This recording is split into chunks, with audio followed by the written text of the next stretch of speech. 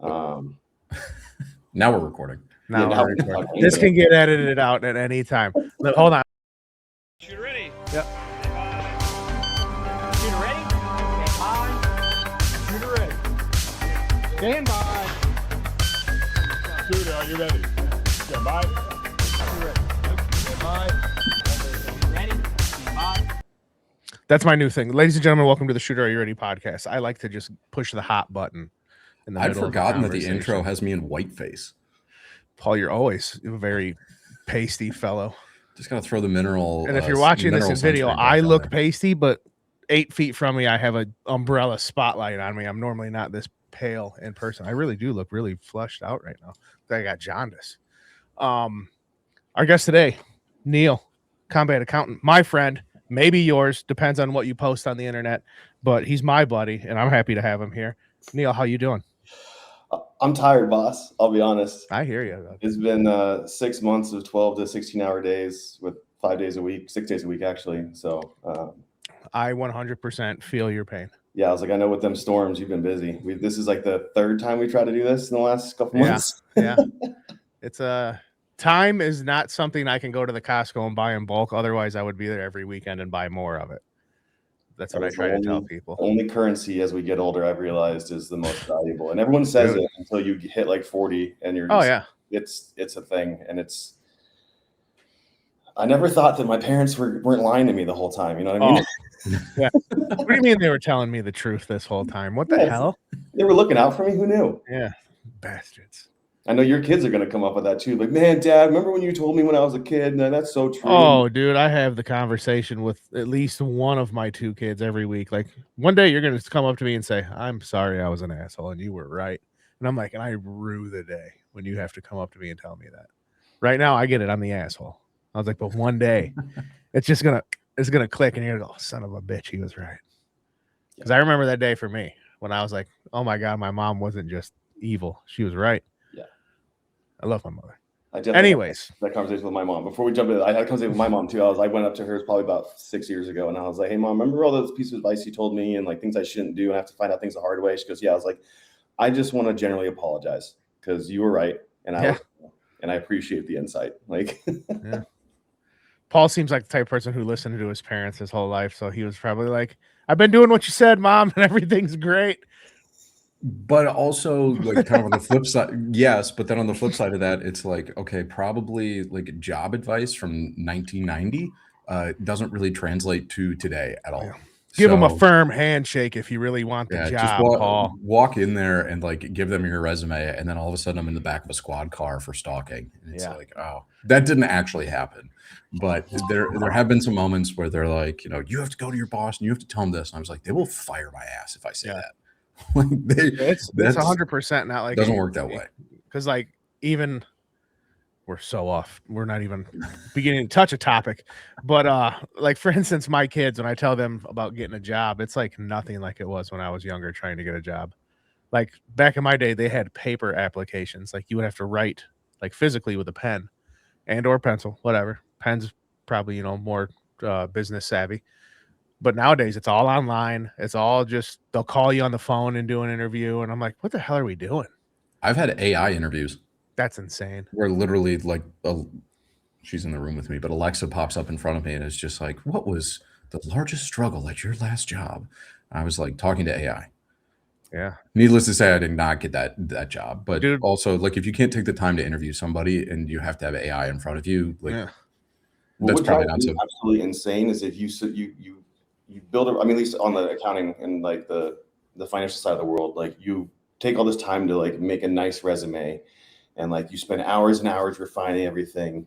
And like, okay, send us your resume. And then they send you to the 90-page fill out your history. And it's like on my resume. It's on like, why do I do this? And then have to spend 3 hours basically regurgitating everything that I said on something that you already have. Like, exactly. Read it, and then you'd think that you could import it or that AI would actually start working for people, but unfortunately that hasn't been the case. I think the last job interview I had at the company I'm at now, I had like a sit down interview, walked in with a tie, you know, dress for, what do they say? Dress for the job you want, not what you have, or some Yeah, weird but then shit you like that. dressed as Batman, and all of a Yeah. sudden things get awkward. But dude, I had to sit down and interview 3 people, like not all at once. I was like, it was like go into this room, and then this dude's like, okay, go 2 doors down the hall, and you know, knock on the door. And I was like, okay. And then I interviewed with that person. They're like, go across the hall to that door and talk to that person. I'm like, what the hell are we doing? And then finally, by the time I got to the 3rd person, I was just like, he's like, so why do you want a job here? I was like, look, dude. I was like, you're the 3rd person I talked to. I was like, we're just gonna be honest. I was like, I don't know how to do anything else. Like, this is, what are we doing here? And he's like, oh, never heard it like that before. I was like, I don't want to be here all day. I was like, I'm sure you want to be here all day. I was like, just, I don't know how to do anything else. Either you want me to work here, or you don't. I was like, I don't know where we're going here. I think that's one of the loadest questions in the world. Like, why do you want to work here? It's like, because Yeah. I've got bills. Yeah, I don't want to be homeless. Yeah. I want to do fun stuff. Like Right? night vision's expensive. Fucking like, A. you know, how far down the list do you want me to go? My here? dad is telling me I need to get out of the house. You know, The basement life is not for me. I like the Adam Sandler one. I have a little bit of money. I keep it in a jar on the fridge.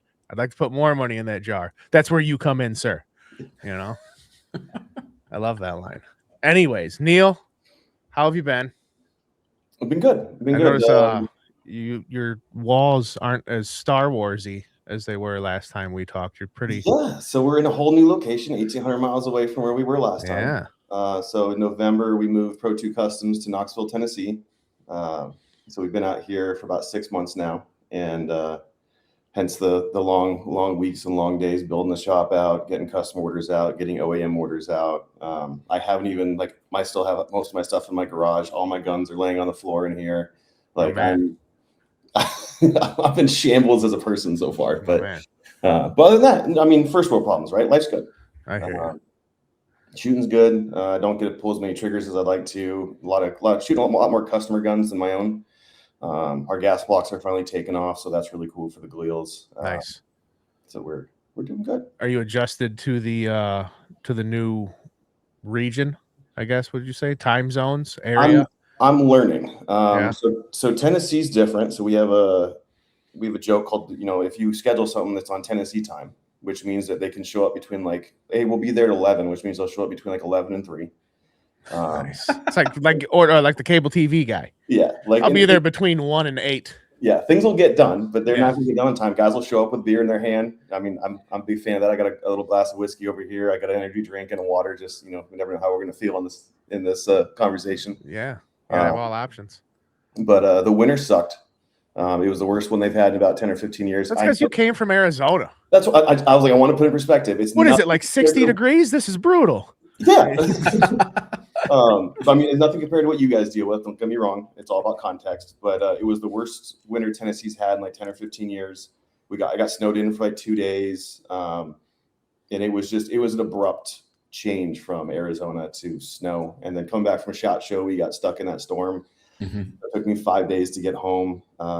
My team ended up in DFW. I missed that flight because I was gambling and drinking a little too late that last night. Oh, yeah. And then ended up stuck in Chicago after 3 days, and then had a friend drive up from Tennessee, pick me up, and drive me back home. Sheesh. Yeah, so it was an adventure. But there's no straight lines here. Like Brian's house, my business partner, he lives technically 10 miles from me. It's a 22-minute drive. Mm-hmm. Because obviously there's hills and stuff out here, which Phoenix is a grid. So if I want to go somewhere, it's real super easy. But here it's I need to go south. Well, I have to go north first. I'm like, yeah, this is going to take some getting used to. I have to go around this mountain to come back to the way I was. Yeah. Yeah. Interesting. Phoenix, where everything is 15 minutes away from everything else, seemingly. No matter where you are, it's just oh, you want to go over here? Oh, that's 15 minutes away. You got to love the grid system, dude. You go 5 streets, take a left, take a right, you're there. Yep. You know, it's easy. I don't know how dudes I remember, back in the day, if you guys are old enough to remember MapQuest and oh yeah. Oh yeah. I could not imagine I hated MapQuest. Oh. It was a coin flip it was sending you in the right direction. It was the worst. And if you missed your turn, you find a gas station. Where am I? Yeah, yeah. Can I grab an atlas and kind of figure out where I am? Oh, dude, the old Rand McNally book. I don't know if you guys are old enough for a Rand McNally. Oh, yeah. That was the encyclopedia of road maps. It was insane. I really liked the paper maps that you would get at gas stations. Yeah. Like, Dude. but some of them were like too zoomed out, where you're trying to find, okay, I'm trying to find one road in Yeah. a neighborhood, and it's like, well, we know where the 101 is. It's like, no, I need zoom in, please. Get Yeah. me closer. Dude, at my old job, we were kings of, we had glove boxes full of maps because we would travel all over to do work. And I remember when we first got a GPS, because we went to Houston. And when we went into the Walmart, we found a Walmart and bought a map, and we just kept unfolding it and unfolding it and unfolding it. And by the time it was done, it was bigger than the hood of the truck. And I was like, there's no way I'm reading this while somebody's driving. And my buddy's like, we're going to buy one of them Tim Tims. He's like, I'm not doing this shit. The Tom, the Yeah, original one. the Tom, yeah. And then, dude, I just remember we were mind blown. Just like, all you gotta do is type in an address and it tells you where to go. Get out of here. It was awesome. Yeah. And then now kids, you give a kid a paper map nowadays. You give anybody under the age of 21 a paper map. I guess that's a kid. You give anybody under the age of 30, maybe, a paper map. They would know what the hell to do. They would just fucking panic and sit on the side of the road crying. I was always impressed with pizza delivery drivers, where like they seem Oh, to know dude. like where everything They know was. their town. That was when I was first getting my driver's license. That was like my dream job at 16 was to deliver pizzas. But it's kind of like you can smell it, but you can't eat it. So it would just be like a torture fest for most of the evening. Yeah. And my mom was like, okay, we're gonna go, and she just picked like a random address, and that's where like where you had to go driving at like a certain number of hours, at least in the state of Wisconsin, you had to, in order to get your driver's license. She'd be like, okay, we're going here, like figure out how to navigate over there. And like, we'll see if this is actually something you want to do. Turned out it wasn't, because then like a 60-minute stock came out and they were like, if you deliver pizzas, you're going to get shot in the face. And I was like, yeah, I don't really feel the need to get shot in the face right now. Yeah, especially over a cheese pizza. Yeah, You know, exactly. A somebody small doesn't even- pepperoni. God, Get out of here. at least get a large meat lovers so that I'm Yeah, coming with more cash. something. At least if I'm gonna have all the money taken out of me, I want to eat good. You know. Somebody call the ambulance, but make it a long one. Yeah, right. Give me the sauce. All right, back on track here. Neil, Paul, and myself just came from KCON, the final boss, the last KCON. Possibly, maybe not possibly. We'll get into the speculations a little bit later. And you, sir, just came from the AK Masters. We'll start with you. How was AK Masters? It was good. Zoo City put it on this year. It wasn't a bad match. It wasn't a mind-blowing match. I kind of expected more because they put on like a Battle for the South, Memorial 3 gun, the Zoo City 2 guns that they're actually going on this. One of them's going on this weekend. Like Battle for the South is. So they're known for like really good 3-gun matches, like really technical kind of stuff. And there were some conversations had of like, hey, most of these guys aren't really up to that speed, so let's pull back a little bit. I think they pulled back a little too far, personally. So I made it a little harder on myself being hungover every day, which is on pretty much on brand. No, Oh, I know, right? no, Neil. This never happens. I've never. This is the first I'm hearing of this. And then any chance I had to brace off something, I'd just shoot things offhand, just to make A little challenge. Yeah, a little I like challenge it. myself. I like it. I ended up 4th overall and 3rd in armored. My man. So My man. not bad, but Patrick Beckham beat me, and he was gracious about it at first, and then he had a couple pulls off a bottle and started to run his mouth a little bit, and I was like, hold on, buddy. I was going to let you have this. I was like, but keep in mind, your very best day is only 3% better than my worst day. Oh, dude, I love this. I love how the guy right above you wants to talk smack and you let him know.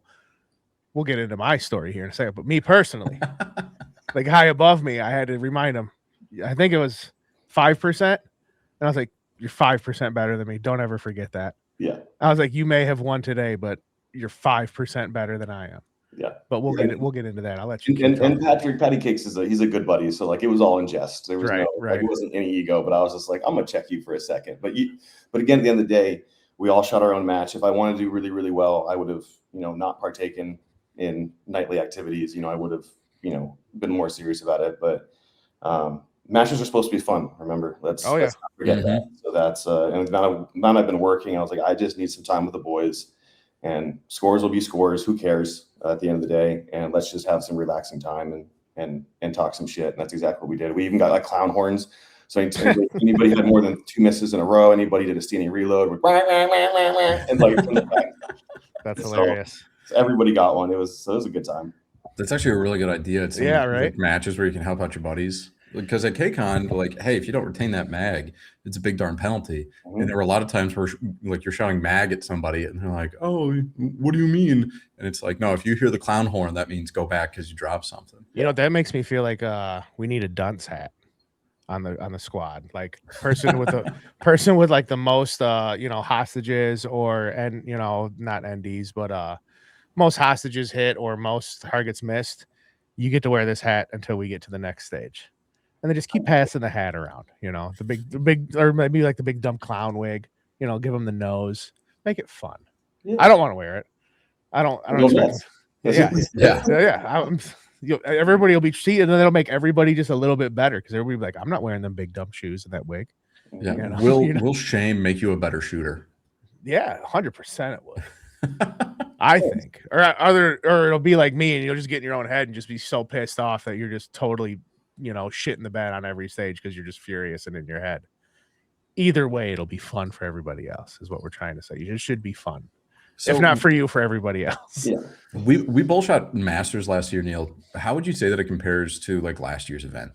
Only because I think last year it wasn't controversy, but some people had talked about like, hey, the stages were more designed around like, because I think there were PCCs allowed, or like there was the idea of, hey, we need to also make this viable for, not viable, but viable for PCCs that are out here. And then it was like, okay, the longest shot was maybe 150, something like that. Was there still kind of that like design idea around like, I know that it wasn't as complicated, but was it also just like, well, this is like, okay, I'm gonna go here, I'm gonna shoot this, and still pretty kind of simplistic?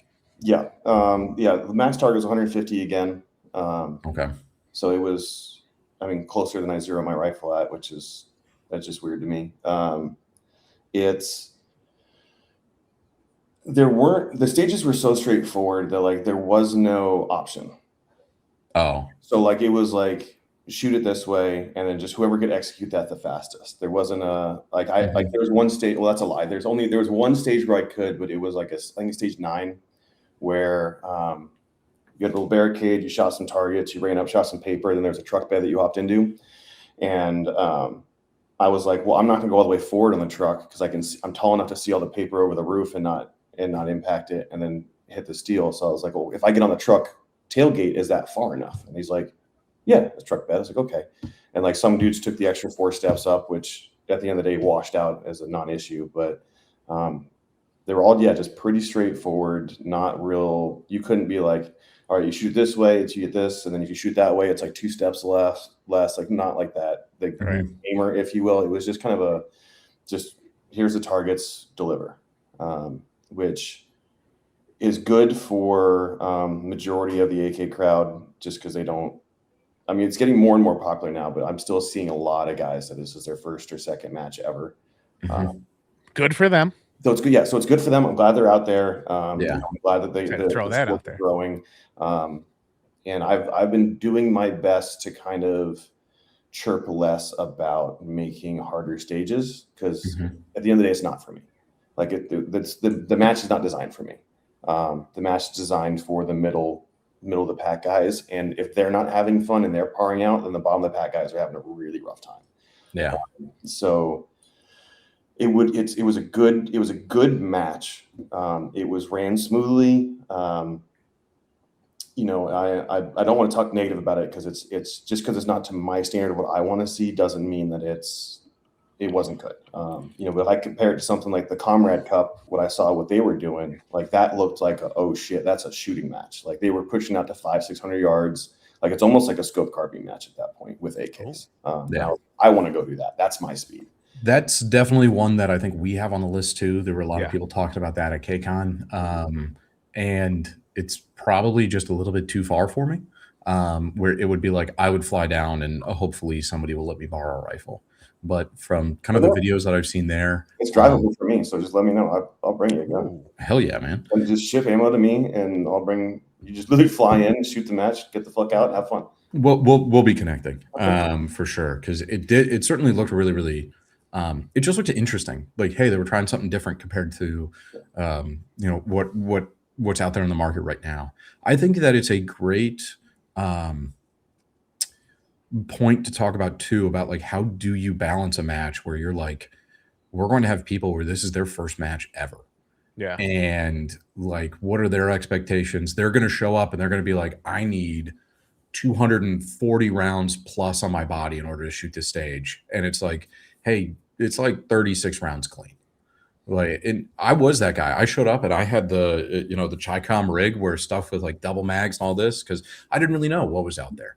And if you're a match director, okay, how do we balance that for the people who are new? But then also, I want Neil at my matches. Number one, because you post online. Well, actually, number one, because we're friends and I want to hang out with you. But then, like, number two, hey, I want to see more people that are higher level shooters come into my match because those are the people that I know can kind of like drum up some traffic into my matches that are out there. So how do you balance that? So you get kind of a nice bell curve of challenge, but also like, hey, there's some straightforward stuff. And I don't want people to be so just discouraged that they're going to pour out on every single stage. And then like Saturday comes and they're like, well, I shot most of my ammo today. I'm gonna drive home and not show up for the second day of the competition. I think I don't have a full answer for that, but I have a partial answer. That being, don't first off, an AK major or a major match in general should not be your first match. Mhm. It just shouldn't be. You should shoot some locals, understand some rules, kind of figure out your gear. Do that for a little bit before you drop 250 or 300, or some of these matches are getting to $400 or $500 for a match. It's getting crazy. It's getting in this economy. Huh.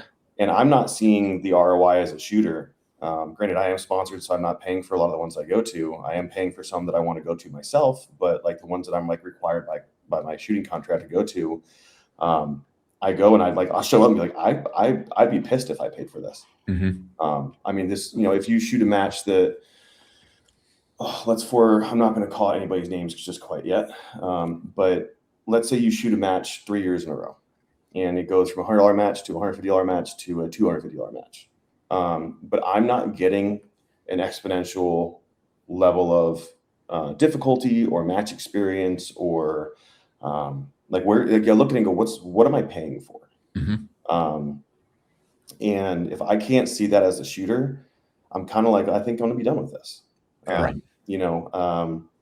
I think that's a good point though, where it's like, we're going to give you, it's like 3 chances. Mm-hmm. Where it is like, hey, especially for some of these matches where it's like, it's their first year. It's a bitch and a half to put on a match. Yeah. All things that you have to align, everything that you have to come up with, like whether you're getting sponsors or not, like just dealing with the range and their expectations is almost a full-time job coming into some of these matches. And I'm critiquing as someone who's never had to be a match director. So I want to put that out there because I'm speaking from a place of ignorance when it comes to like, I understand like what it takes, but having never done it, it's a pain in the ass. Take it with a grain of salt. What do you think? It is. I mean, Jamie, you put on like essentially like an intro carbine match for like a local. I did it's like for 5 hours. It's like 3 days of full-time work. Oh yeah. To it. I think that's what some people, not knocking anything Neil just said, but I think that's like something like a lot of people don't take into perspective. And I'm not giving that an excuse to have a shit match, but like for some people who are like, I'm going to do this and we're going to start a match. It's a lot of fucking work, man. Like Paul said, I convinced my range. I've probably talked about this 1,000 times, just to let me do like a little intro to competition thing just at my range, just to do something different, just to unfud the club I'm in a little bit. And dude, I was out there for damn near 12 hours the day before, just setting everything up by myself. I was there with everybody the day of. I was there afterwards, tearing shit down with Paul and Tommy, and that was like another 16-hour run. And it was just for, I think we did 5 stages maybe the first time we did it. Yeah, it's a lot of work, dude. And then like I'm trying to shoot the stage, but also running around and trying to keep scores and watching everybody and answering questions, and it's a lot of fucking work to put on a competition. Yeah. So I mean, hats off to everybody for doing it, but also you got to try to do like the best you can at everything on it. Like you got to, like you said, you want to make it, but like Okay, I was an idiot when I first started shooting. My second competition, I met Neil. I was at KCON. My second competition that's a rough second. Like that's a bold strategy, Colin. I like diving in, you know. I would not recommend that. No, I won't. I don't recommend it to anybody. It's a stupid idea. But like an instance, how do you, like you were saying, how do you make it first timer shoot, you know, compliant while also adhering to the people like I am now or Neil is that like want to challenge. Like our first stage was the baseballs when I first went, and I was on the phone walking to the second stage to the wife. I'm leaving. And she's like, what? I was like, I am fucking out of here. I was like, I do not belong here. This is way more than I thought. And the second stage wasn't so bad. It was the one where you had to we had to shoot that fucking high point out the van. And I was like, okay, this ain't bad. And then it was just shoot some silhouettes at like 150 or something. I was like, okay, this is much easier. But then like second stage, like amped, or third stage amped it back up a little bit. So it was like a good up and down roller coaster of difficulties, which I think is what you can do to not, what's the word I'm saying, not to shun away newer people. Like give them a stage where they're like, okay, that wasn't so bad, but then give them another stage where they're like, fuck, that just kicked my ass. I need to work on that. I need to work on this. And then, you know, with the ups and downs again, next stage, okay, this one ain't that bad. And it's a good mix of easy stages and like ridiculous stages. You can't just, I would love to shoot one that's just all ridiculous. You know, I mean, because I'm at that point now where I'm like, bring it on. I don't give a shit. But like for somebody, you know, like young, dumb Jamie, second stage or second competition you go to, just like all 600-yard shots or all just baseballs, I would be like, fuck this, dude. What am I doing? So there's got to be a good balance. Yeah. It's I think you're on track though. Like let's say you have a 5-stage match and you did 3 stages that were like pretty difficult and 2 stages that were pretty easy, and you did difficult, easy, difficult, easy, difficult. Yeah. So you're still challenging people, but you're letting someone take a mental break in between hard things and be like, okay, I can shoot, and they get a little bit of confidence back, and then it gets crushed, and then they get it back, and then it gets crushed again. But the other piece to it too is don't make it so difficult that they're not having fun. Right. And fun to everybody's different. Yeah, I think fun to some people, which I kind of disagree with, where fun is winning. Fun is something you do, winning is an outcome. Mm-hmm. So it's like it's 2 different things. Like you can be having fun and then you win. You can be having fun and you get last place. It's more of like it's more of like hey, what's something that maybe people haven't seen before, or like at KCON, there was like these big movers that were going across that you had to like run, and then people were just like throwing their rifle into a port in order to get those shots. To me, that's really, really fun. To other people, it's just like, oh my gosh, this is so much. Like I'm already overwhelmed. Like this is kind of crazy. Like I don't know if I can be safe when I'm doing this. That's a really, really hard balance, and I think that, especially for a match that's been going for a while, I think you just kind of like find your audience. And then it's like, okay, I am going to, like, the Doobie Brothers came out with 2 albums, and they've only been making the same 2 albums for 60 years. They found their audience, and then they're just like, hey, we're just going to make Doobie 1 and Doobie 2. My dad's big into them, but it's just like we found our audience, and then it's like this is just what we're gonna make. It's like we don't have to reinvent the wheel every time. Yeah, like the jam bands. We're just gonna go out there, fish. The audience is already fucked up. We know what our audience is, and then it's just like we can kind of like play to them because we know like what they're looking for. But when it's a new match, it's kind of like, okay, how do we kind of balance this out a little bit until we find the voice that we want to make? A prime example of that is the in-range brutality matches. Mm-hmm. At the beginning, like in the 2016, 2017 timeframe, it was a brutality. The match format never really changed. And then about 2020, 2021, it had that attendee shift of personality types and individuals that drove a wedge in politics and all that kind of stuff. We don't have to get into that, but like I stopped shooting those matches because not because the match format wasn't fun, not because it wasn't difficult, but the people that were there, I didn't want to share the same space with because that just wasn't the crowd I want to be associated with. And then they had a falling out, that whole crew, And then Russell Fagan has now started what he's calling the fast matches all across the country. Which I'm very curious about. They just had one in Arizona, which was and that was like it was like we saw a lot of carry handles, saw a lot of like kind of like the GWAT LARP that's out there, and those it just kind of looks like, oh, these are kind of like interesting, still challenging, while still kind of like continuing on with leaning into a like kind of like we'll call it like LARP culture that's out there. I had the idea last night in the shower. I'm like, it'd be crazy if there was just a match where it's just like, this is just like a back of the stafe match where it's just like, this isn't AKs, this isn't like anything specific, but it's like, what's the one rifle that you're like, I've never just like found that perfect match to like go out and shoot with this. Just bring it to that one. And then it's just like, this is just like bring out whatever. And it feels like, not that fast matches are necessarily that, but it's like, oh, this isn't the raced out 13-9, like AR for LPVO, like that you see at every single other match. And I think that you need those. Like you kind of need the back of the safe match. Yeah. And and all the fast matches, at least for this season, if you will, they're not this. Each one's not the same. So this next one, I think it's next month in West Virginia. I think it's next month. We have to make trophies for it still. But I think it's the like sci-fi.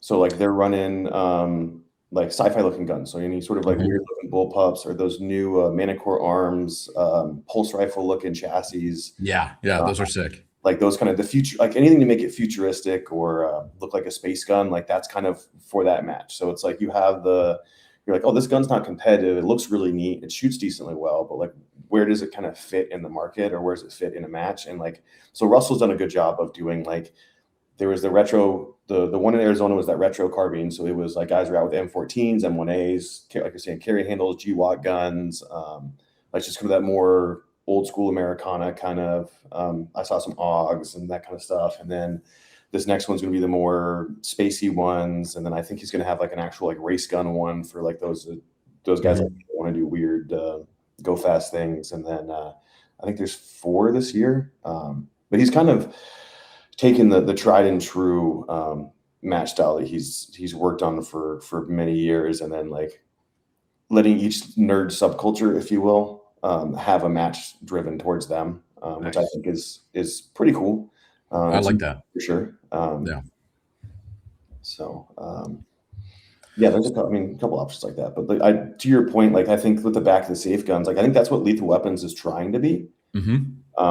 But they've gotten, I think, so autistically down the rabbit hole of what qualifies as a silhouette that they're losing some shooters. Okay. So like, and also Lethal Weapons, like, okay, here's the guns. Like it has to be, and I'm going to pick on them because an IWI Galil is not allowed, but an IMI Galil is, which, Galil ARM, SAR, micro is allowed, but any sort of Galil Ace, Gen 1, Gen 2, not allowed. Same thing, IMI Uzi, allowed. IWI Uzi Pro, not allowed. Aren't they kind of the same? They're the same. Uzi Pro is a micro Galil with the charging handle relocated from the top to the side to allow for optics. So they're saying those aren't allowed. It's like, okay, and of course, as IWI shooter, I have to mention these things. But they allow the PS90. Fantastic gun. I mean, but they don't.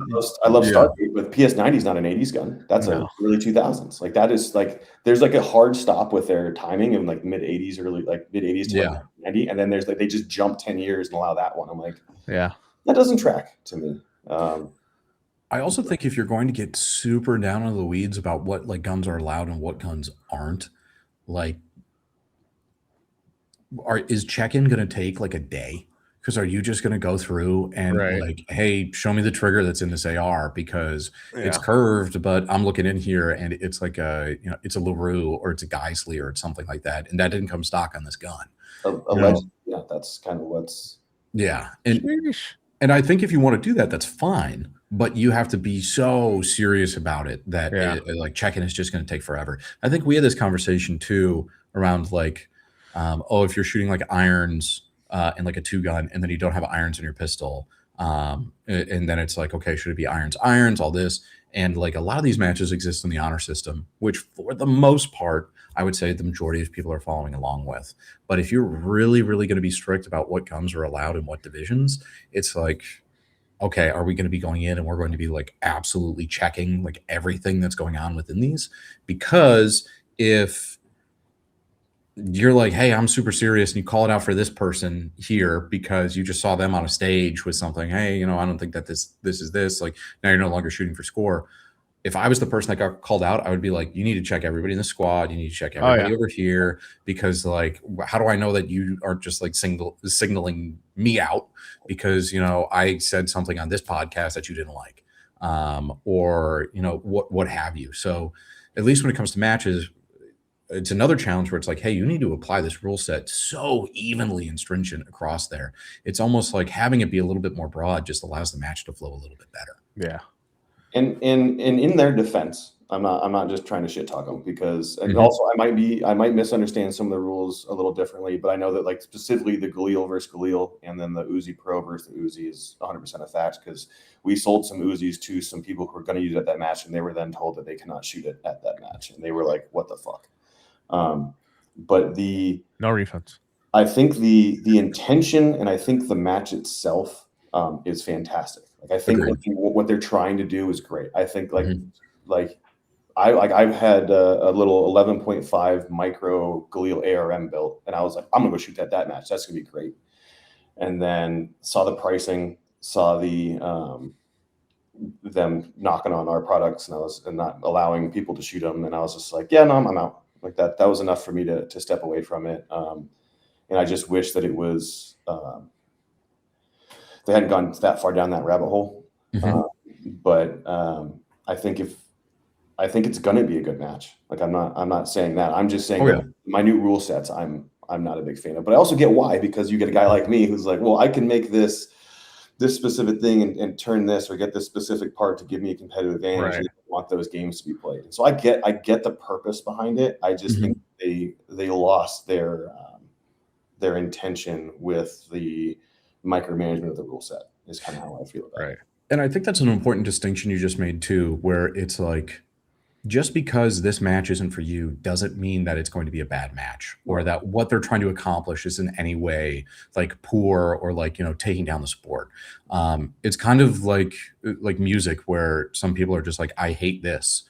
And it's like, well, have you considered it's not for you? Like, that doesn't mean that it's bad. It's just not something that is for you. Like a lot of people don't like Nickelback. Those people are wrong. But it's like, hey, you don't have to listen to this. You don't have to go and shoot every single match. Now, Neil, you're obviously different in terms of like, there are some matches that you do have to go and shoot, as you just illustrated there. But like, there are some local matches that are around here where I've given them a couple of shots. I was just like, hey, you know what? I want these matches to continue because they're important to the local shooter community, and I hope people still go to them. They're just not for me. They're very expensive. They're pretty far out of the way. Like the way that they're run isn't necessarily the way that I want to be a part of this match. So I'm just not going to go shoot those, which is, again, I want them to continue. I want them to be successful. Maybe someday I'll come back to it. But like, just because it's not for me doesn't mean that I want this match to absolutely like crash and burn and die. Right. Yeah. And then, the very clear distinction I want made is that I agree with that statement. Like, just because it's not for me and what I'm looking at does not mean it's good. Enough. Like, just because it's not for me and not what I want to see out of a match doesn't mean it's not going to be fun. Doesn't mean it's not going to be well designed. Does not mean it's not going to be like it's going. I foresee that, because from what I heard from the first Lethal Weapons, I had the most FOMO I've had for a match. The only one I have had more FOMO since then was Comrade Cup. Before that, Lethal Weapons was 100% the one I was like, fuck, I should have really gone to that one. That sounded like a blast at the time. So don't let my negativity skew anybody who's looking at shooting any of these matches that we discuss, because it just because it's, again, not for me doesn't mean it's not for you. And I'm looking at it as a person who's been doing this for 12 years now, roughly. And I've got probably hundreds of, I can't think right now, but like hundreds of majors and locals under my belt. So I'm very particular with what I want to shoot and how I want to shoot things. And if I can't do that, then I'll just go. match. have to be particular nowadays. Oh, nowadays, yeah, there's so many options for matches Dude. now. Like it is. It's like you have to lay out your vacation time, your budget, and everything, and be like, okay, I can do A, B, and C. Maybe I can do D, but I definitely want to do like, A, B, C, D, E. I definitely want to do E. I had to see what letter I was on. But it's like I don't know, like for me, like Clash Bash, for instance. I love going there. It's a good time. It's a decent match, but it's an event to me more than I feel like it's an event to go to more than a competition. But it's a lot of vacation time and a lot of money for me to where like if I X that out, then I can do these other two instead of that one. So like, do I want to go to an event or do I want to shoot more? It's like the battle I have. So, But because they're popping up, I wouldn't say, Comrade Cup's new, and like it just depends on where you are, I guess, and what like your availability is to like what you want to do per se. Yeah. So you have to kind of be picky. let's talk about KB real quick. Okay. I want to give Devin a lot of props because that was a great match. Okay. It looked really good. Weather aside. Significantly. Like I walked up some stages and I was like, I don't think these dudes are going to finish this. Like I had to call because I shot the staff match because we were working our booth. And there was one stage, I don't know if you guys saw it, was like you're in that little jungle gym thing. Mm-hmm. Yeah. And like the first 3 shooters on our squad were parring out or getting close to par. And I hadn't shot yet. And I was like, hey, call Devin real quick. Like, I think we need to reevaluate this part time. We need to reevaluate some of these targets. Like,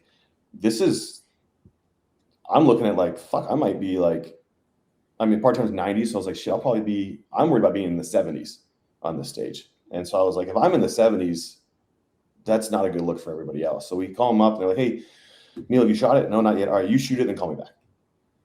So I shot it way better than I thought I would. And I was like, okay, no, we're fine. Like, I'm fine. But like, I looking at it, I was like, oh. And then like, there was that atom bomb stage, which had basically it's a big no shoot and then that's target. And you had like 2.5 inches of this target to shoot. And I was like, oh God, that's going to eat people's lunch at like 50 yards offhand. There's like the trench stage. I'm sure you guys all saw. Oh yeah. I felt bad because I shot that match on Friday. Dry. Dry. Yeah, whole match was dry. Bone dry, dusty. Yeah.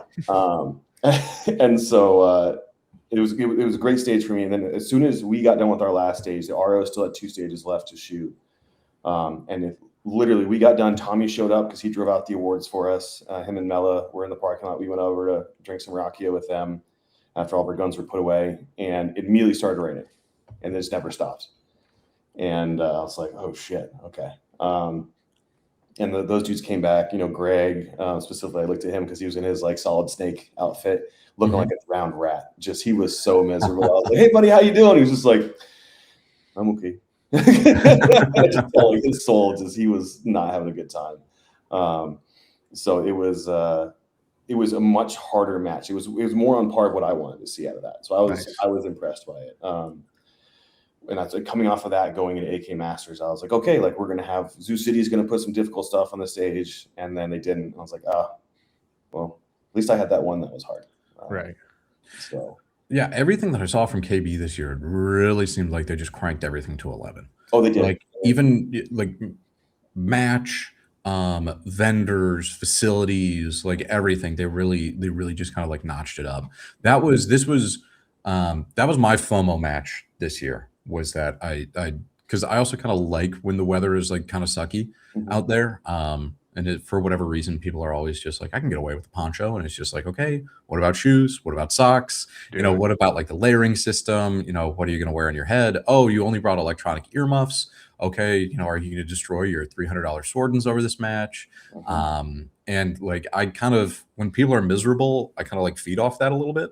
So for that reason, I was kind of like, hey, I wish that I'd shot this one, even if it was a beautiful sunny Texas day. Like I still think that would have been a really, really fun match to go to. Yeah, it was rough because we were sitting there in our booth and we had like a wind wall up and the rain's coming in sideways. We're still getting wet and we're just looking out there like, and you hear guys shoot and you're like, I'm cold and miserable and I'm dry. These dudes have got to be just hating life right now. Yeah. And I felt bad for everybody. I was just like, I would have rage quit probably, to be honest with you. Like, all ego aside, I've been like, I don't want to fucking do this. Like, this seems miserable. So at the end of the day, I ended up taking 3rd overall and 1st in heavy irons or heavy open. And is heavy 308 for them? I shot Friday in the nice weather. I want to caveat. So there's an asterisk next to that placement in my mind. So before we got called up, I told Clay, I was like, hey, when you call me up, just do me a favor, call all the ROs up too. He was like, what? I was like, just call the ROs up. So called me up. He called all the ROs up, I don't even know what I won, grabbed the rifle, held up. Hey guys, ROs did a great job. They sat out there and basically got trench foot for the last 3 days. Like, we're going to random draw this gun off, and then we're going to coat it with a Cerakote from Pro 2 Customs. And so the guy that won it was Lee, who actually was the RO on the trench stage. So I was like, dude that literally got trench foot. I don't know if he actually did, but like, if you're gonna, it was gonna be that guy. He's the one that won it. So that felt pretty good of like, I'll take the trophy, but I did not earn this prize. This is not for me. This is, I want to pay this forward to the guys that actually had to sit out in the rain for 2 days straight and just eat that. Cause I didn't have to do that. And I just didn't feel right about any of that. Well, that was super nice of you. Was heavy, was that 308 or is that 7.62-39? Like, how do they consider heavy? So heavy was, I shot 7.62 by 3.9, little 8.3 Galil Gen 1 suppressed. But I think you can shoot 308 in heavy there. Okay. I wouldn't recommend it. They had a new division. It was like a sniper division. So you were allowed to do bolt or semi 20-inch barrel, 308, 7.62 by 54R, heavy boy calibers, 20 round. If you had a semi-auto, you had a 20 round mag capacity or mag cap. I think Devin won that one, I think. But that was a new division that they had done this year. Nice. That's kind of a fun division. I think that's another kind of back of the safe one too, where it's just like, somebody's got like a M77. I was going to say that the Stavas are coming out of the woodwork. Like, hey, where am I going to shoot this one at? And that's kind of like almost a perfect opportunity in order to pull that. PSL or something like that you've got. Yeah. Or what are they, like Tabooks or something? Like there's a lot more 308 AK pattern rifles that are, IWI has one where they've got the 308 Galil still out there, right? So they make the Gen 1 and Gen 2 Ace in 308, and they made IMI made a small amount of 308 Rock and Lock. Oh, traditional like overhanded ARM style. Nice. And they have the new, I can't remember the name of it, but it's the 308 Sniper that's never going to be imported to the U.S. because the ATF hates us. Of course. One temporarily in country to do some R&D off of and pull some things that was only here for like 6 months. I got to look at it and get to shoot it. It was kind of neat. But I just feel like 308's kind of having a little bit of a renaissance moment. Like the battle rifle, like whatever is coming back, which it's all just cyclical. Oh, yeah. Like it's just like, 2004, it was okay, the M1A, and then, now we're going to go to this, and then it's just all downhill. The M1A's coming back. So, I guess. A lot of guys are doing those Sage EBR chassis and or converting into 6.5 Creedmoor or, and I'm like, I remember these. I feel old. Now, Neil, you talked about Masters not being up to Neil's par as far as difficulty. Can you describe your favorite stage of Masters? Probably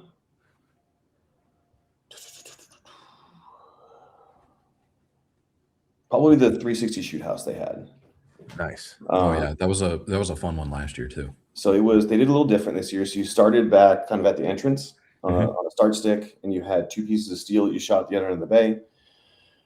I think it was 2, might have been 3. You shoot those, and they have a shooting area that's about 15, 20 yards to the door of the shoot house. And then you had to shoot, I think it was either 6 to 8 targets on the right-hand side. You could, run however you wanted to execute that. Go in the shoot house. There was a couple targets out the one window. You took like a step left. There was another one. You took another shimmy to the right. There's another one. You go like 2 more steps. There's one on the right. And then you had some double stacks on the left into that back room, and then double stacks through the other window. And it was one of those stages where there was really only one way to shoot it well. You could shoot a bunch of different ways, but there's only one actual way to shoot it if you wanted to do decent on it. But it was a very choreographed level of shooting, which I appreciated because it was if you took a step too far one direction, you didn't see the target. If you didn't take enough steps, you wouldn't see it either. So like you kind of had to really plan your dance of shooting out, if you will. It's like, all right, you go here into this window, take 2 steps here, look this way, take 1 step, move right, take 2 steps, do this. And then a lot of guys don't like that kind of stuff. And I'm not a big fan of like the barrel stages where like if you completely miss a shooting position, if you will, you'll never see that target again. Like there was multiple executions and you could shoot targets from multiple places, but there was only one way to really do it efficiently. And it was just how quickly you could execute that without kind of messing up, which that was like kind of the most fun because that was the most difficult because it was like, shit, can I execute this smoothly and cleanly comparatively to any of the other stages? Nice. So that sounds like a fun one. Especially I agree with you where it's there were a couple of stages at KCON this year where it was like if you step too far, even just like for the stage, they were like you can't step backwards. Like it's just like it's going to create some kind of like unsafe or like environment. So they were like if you blow past a target, you're not running back in order to get that one. And there were a couple of blind stages where you had to like hunt through the woods essentially in order to see those targets. And those stages were challenging, number one. But it was like really like I can't take like 2 steps back because I see something and I want to make one. it. Yeah, it was to like move back NBA big pivot or whatever it was. And like the idea of okay, really, I can't take like just like 2 shuffle steps in order to come back. I wasn't the biggest fan of that one, right? But I agree with you, Neil. Where like the most fun stages are the ones where it's like, hey, if I've got a 5-position stage plan in my mind, and if I execute this perfectly, like if I go to this little stick in the ground, if I do this little scuff that's on here, like I'm going to like execute exactly what I want. Like that is like you just did chef's kiss. Like that's just it's just fun because it's stage planning as much as I hate air gunning. I love stage planning. Like I don't think that you need to walk through with the hands up in order to do all that. Yeah, I think people look stupid doing it, especially during resetting, where it's just like, okay, hey, go over and reset. Hey, don't point that air gun at me. I'm pasting right now. Yeah, but like I do think that stage planning is part of the match, and it's a skill that you can develop. As we're kind of planning out some stages for Thunder coming up later this year, there's like we're going through all these different match books trying to find different ideas, and we're sitting on a Discord call and it's like, okay, how would you shoot this one? And even just from like the match book perspective where like you're not looking at it, but it's like I think I could go here and maybe I could get this one over here, and it is a muscle that you have to flex. And when somebody flexes it super well on a stage, or you see that guy where he's just like moonwalking backwards across the middle of the bay because he can get these 2 targets over here, and it's something that I would have never thought of. It's like, son of a bitch. Like I love that. It's just more fun. And that's also like, as much as I shoot on USPSA, that is a skill I learned shooting that. And it leveled up every other style of shooting, 3-gun, single gun, also USPSA, just because it's part of that. Outlaw matches, like if you can stage plan and shoot decently well, but you can make a really solid stage plan, it's going to level you up way past where you ever would have been. And everyone will be like, oh, well, it's not that big of a deal until they do it. And they're like, oh, I just jumped up 20%. Like it's that much of a differentiating factor that people think about. USPSA too, Stoley, shout out to my roommate at KCON. He was kind of asking about like, hey, how do I get better at like movement? And it's like, just go shoot a lot of USPSA. Like it kind of is like the easiest way to just kind of put like time on clock and like, oh, this is like, you're going to be shooting your way in and out of positions like 10s, 20s, 30s times, like throughout the course of a match, like even just like a local, and they're everywhere. And like, I think if you don't go so far down the USPSA rabbit hole where you're like, oh, I need to be Grandmaster and I'm chasing these things, and you get like too into the scoring and like somebody was trying to explain it to me like while I'm trying to get up, where he's like, oh, if you do this and you get close to this and all that. And I was like, hey, I'm here to shoot. Like, I don't like all this math stuff, like off the side, like, buddy, it is fantastic that you're an accountant. I love that for you. Leave the Excel at home. Yeah. Like this is not for me right now. So like, but I do think that there's a lot of valuable skills that can just translate everywhere from USPSA. A lot of it too is so shooting on the move is Mhm. important, and for guys that need to work on that, easiest way to do it: go get yourself a mixing bowl or some sort of thing of water. I think I talked about this on the last time we were chatting. Fill it up to the brim and just walk around your house. Don't spill it. And then, like, because if you can do that, you can keep your shoulders and your upper body stable, Mhm. which means that you're going to keep your gun stable. Nice. If Nice you- little workout tip here. Workout tip. Yeah. Yeah.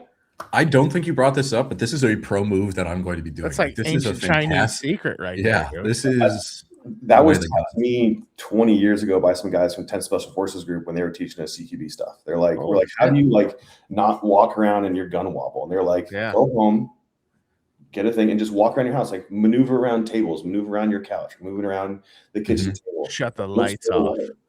And so I mean that. Well, yeah, do that or nods then. You know, if you want to. Yeah, right. You know, if you want to make it hard on yourself, yeah, go for it. But once you can figure out how to be stable and shooting and moving, then now all of a sudden when you're seeing targets, you're not running, stopping, and getting your gun up. As soon as you see it, you can start shooting it. So bang, bang, bang, bang, get in. And then same thing to your point, Paul, about shooting USPSA, going in and out of ports. You need to practice getting the gun up and be ready to shoot before you get there. Right. Not stop, present. It's Tommy yelled at me for that one. and I yelled at him about that because like That's why he's yelling at me. He acted like he knew better. It's the trickle down Yeah. yelling. Thank Yeah. you, Neil. I got you, bro. I didn't thank Tommy, but thank you. I'm yelling at you in spirit, right? Yeah, right. And like to talk about Tommy, like him and Mela took my intro class last year before Masters, and we were talking about shooting and moving. And I was like, so he'd sit there and he was just shooting and walking. He was just, his fucking rounds are going all over the paper. And I was like, bro, what are you doing? And he was like, I don't know. I was like, okay, so you can stand and shoot. Give me a group. Okay, cool. Now, can you walk? Yes. Okay, now do those together. And he's like, and I was like, Oh, well, yeah, dude. Tommy falls apart when he has Just the Croatian math. when your foot hits the ground, before your back foot picks up, fire. And then once you can do that, then you can, like, once you do that and you walk around your house with a bowl of water and you keep your upper body stable, then you can start shooting when you only have one foot on the ground. And then you can start double tapping at that point. And then you can, like, then you can rapidly progress from there. But again, you've got to have a stable shooting position. And you get like a micro stable shooting position every time you move. So if you can keep that consistent and get good with that, then you can start adding in an unstable position and level up from there. And it takes a while. Don't get me wrong. Like, it's not a overnight thing, but you would be surprised. I'm telling you, walk around the house with that bowl of water and then go shoot a match and just try shooting on the move. And you're going to be like, son of a bitch. He was right. I'm going to get yelled at for spilling so much water around my house later tonight. Chat, can we clip that, please? Yeah. I'm definitely going to be doing that today. But yeah, the upper body that is solid. stability is huge. Like, I got in an argument with a guy at work because I was saying something about just doing like arm raises. And he was like, you're just shooting a gun. Why do you got to like worry about being like in shape and everything? And I forget what I gave him, like something with a little bit of significant weight on it. I was like, take this. And he's like, okay. I was like, hold your arm out. And he's like, all right. He's like, now, like, you know, that thing over there on the wall, like put it on top of whatever you have in your hand. He's like, all right. I was like, now hold it still and move. And like, don't, you know, keep it right on that. And he's like, took a couple steps. He's like, okay, I see what you're saying. And I was like, yeah, like you got to like move while, like, you know, your shoulders play a big part because your arms are always out and you're holding something heavy, you know, most of the time, not ridiculously heavy, but a gun's not, you know, fucking paperclip. But it's, you know, all about the stability and keeping the dot or iron sights if you're poor, wherever, you know, you need them to be. What? And the other piece of that too that I didn't discuss is to your point of what muscle group you should be using. It's actually not your upper body. Core. Not even your core. It's hips and below. So you're going to want to do your standard shooting position is going to be standing up, squared off to a target, knees slightly bent, right foot or dominant foot / shoulder your firing hand is on, slightly back. Ideally toe to heel of that foot, if not a little bit farther, depending on what recoil you're using. And then you want shoulders over your front toe. Now, when you say shoulders over your front toe, I'm not leaning, like I'm not pushing my chest out. I'm tightening my core, guns up, and I'm bending at my hips.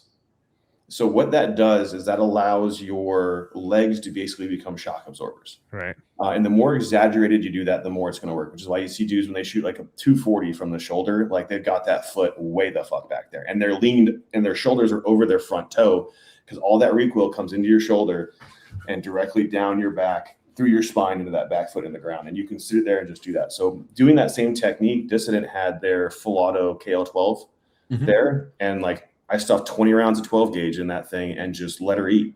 And Lane was like, that. I've never seen someone shoot that flat. I was like, well, I can't do that with mine, but I can do that with yours apparently. So, good on me. But it's a big thing that applies to handguns, rifles, machine guns, shotguns, all that kind of stuff. So when you're walking around, make sure that, again, shoulders over toes because you want to keep your center of gravity because obviously when you're moving, you're getting a little bit of recoil from your rifle. Knees slightly bent and heel. When you walk, you want to walk heel to toe. And if you're moving backwards, just toe to heel. And that's going to give you the most stable position. And then when you have to pivot around something, you want to make sure that you're using your shoulders to keep the water stable, but your hips are doing all the movement and the articulation with your knees to get around and make a rapid change of direction and movement. Lots of autistic talk, but at the end of the day, taking it all in. That's how you can really get smooth on shooting and moving and being stable. Because that's a lot of guys can attempt it, and you can look at somebody pretty quickly and see who's like, I can not even watch your shooting. I can just watch your body movement and hear the gunshots and know if they're on target or not. Just based on just watching how much your hips and everything is just shifting up and down. Because I want to hang out with a Neil for a weekend and let him just hit me in the legs with like a bamboo stick when I'm doing shit wrong. Brian just planted bamboo. I guess it grows like 4 inches a week. So I mean, I'll have some great for you. All right. Just Mr. Miyagi and me the whole time. Yeah. Well, Neil, I have to say you did miss KCON, the final boss. Yes, I'm upset about that because KCON is a great time, but I had already signed up for Masters, and so yeah. So tell me, give me some more FOMO. It started to rain Saturday. People were panicking like a week before. Yeah, thinking it was going to rain. I'm not going to say I'm not guilty. I bought new rain shoes. I bought waterproof socks. I brought a new poncho. I brought a tarp for my car. I was ready for rain. Like, I was just like, this ain't going to stop me. But it only rained, I think, like halfway through our first stage, maybe a little bit. Yeah, first stage of Saturday, like the rain stopped. And then I think that was about it. Yeah, and then we started to bake after that. So, and then it got into the mid 80s, something around there. It was a little warm. Yeah, but it wasn't terrible. I would say just kind of like overall, it wasn't the hardest KCON that I've ever shot. But it also wasn't the easiest. I think there were some a of lot the stages. I think it was like some of the stages were like very, very simplistic, and then other stages were like I can't even see. It was the good balance. Like the ladder stage where you're on the scaffolding. That one was simple this year. That wasn't that bad because the targets, the 50. targets weren't way back in the trees like they were last time you were there, Neil. They were a little bit closer. The blind stage in the jungle, I loved it. That was a little bit difficult for some people because it was just basically, all right, once we start, you're running down this trail. There's some trees. There's 4 targets down there. Find them. And you're just like, oh, okay.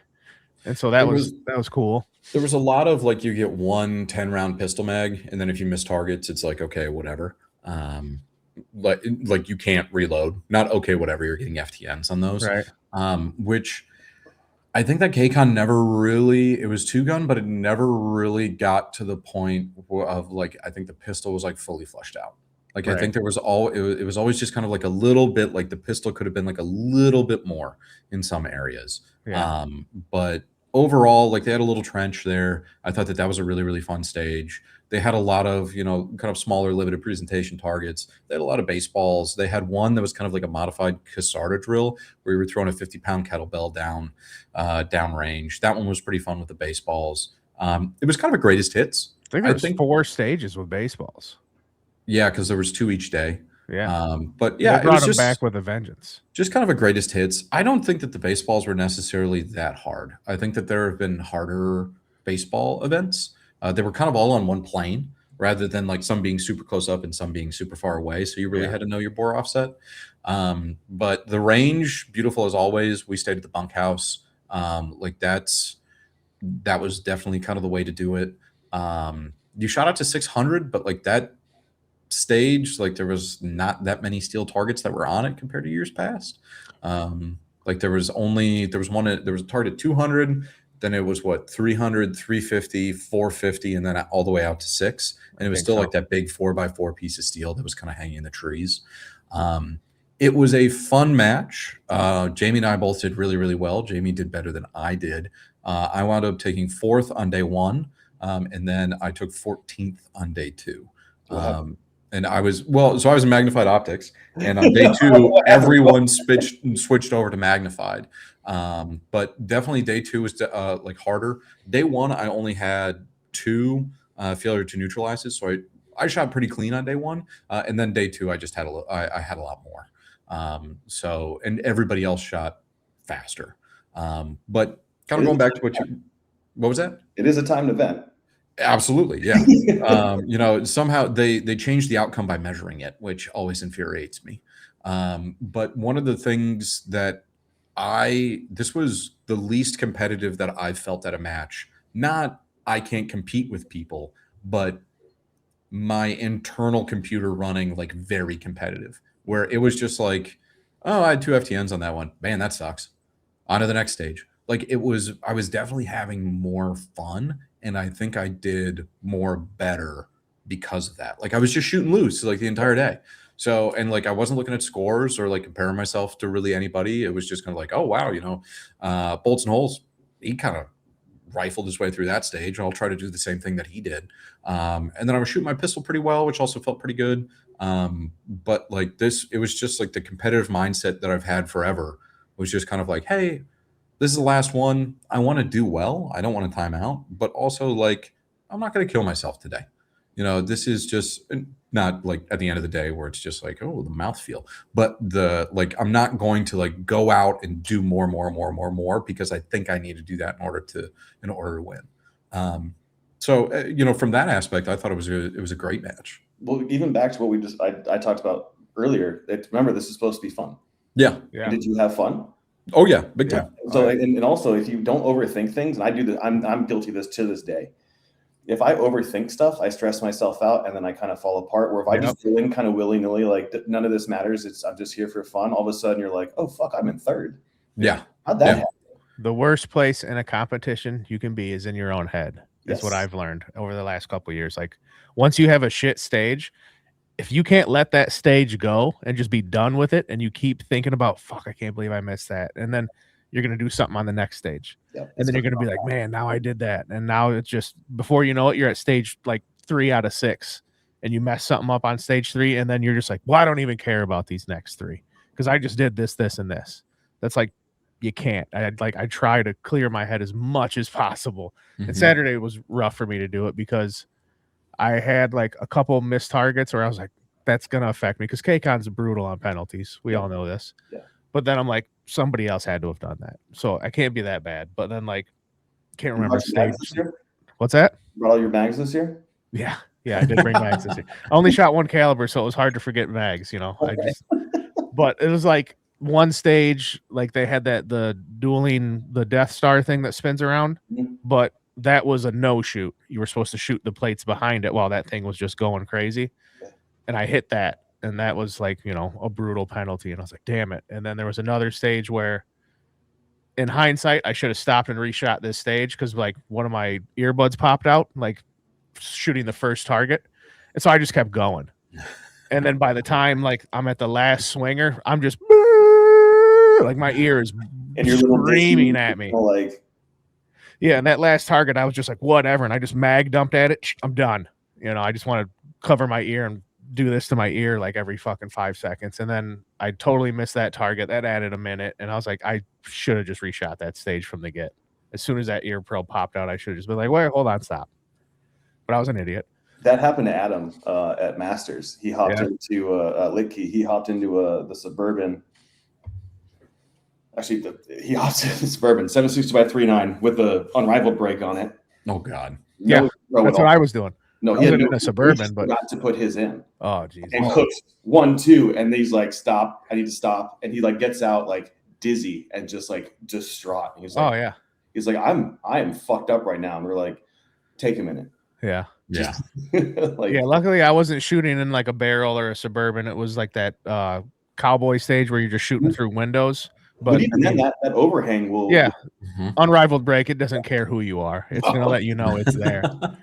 But I mean, so Saturday, I think I was like 20 something overall, and I think maybe 10th in my division. But Saturday, I was 6th overall and 4th in my division, much better.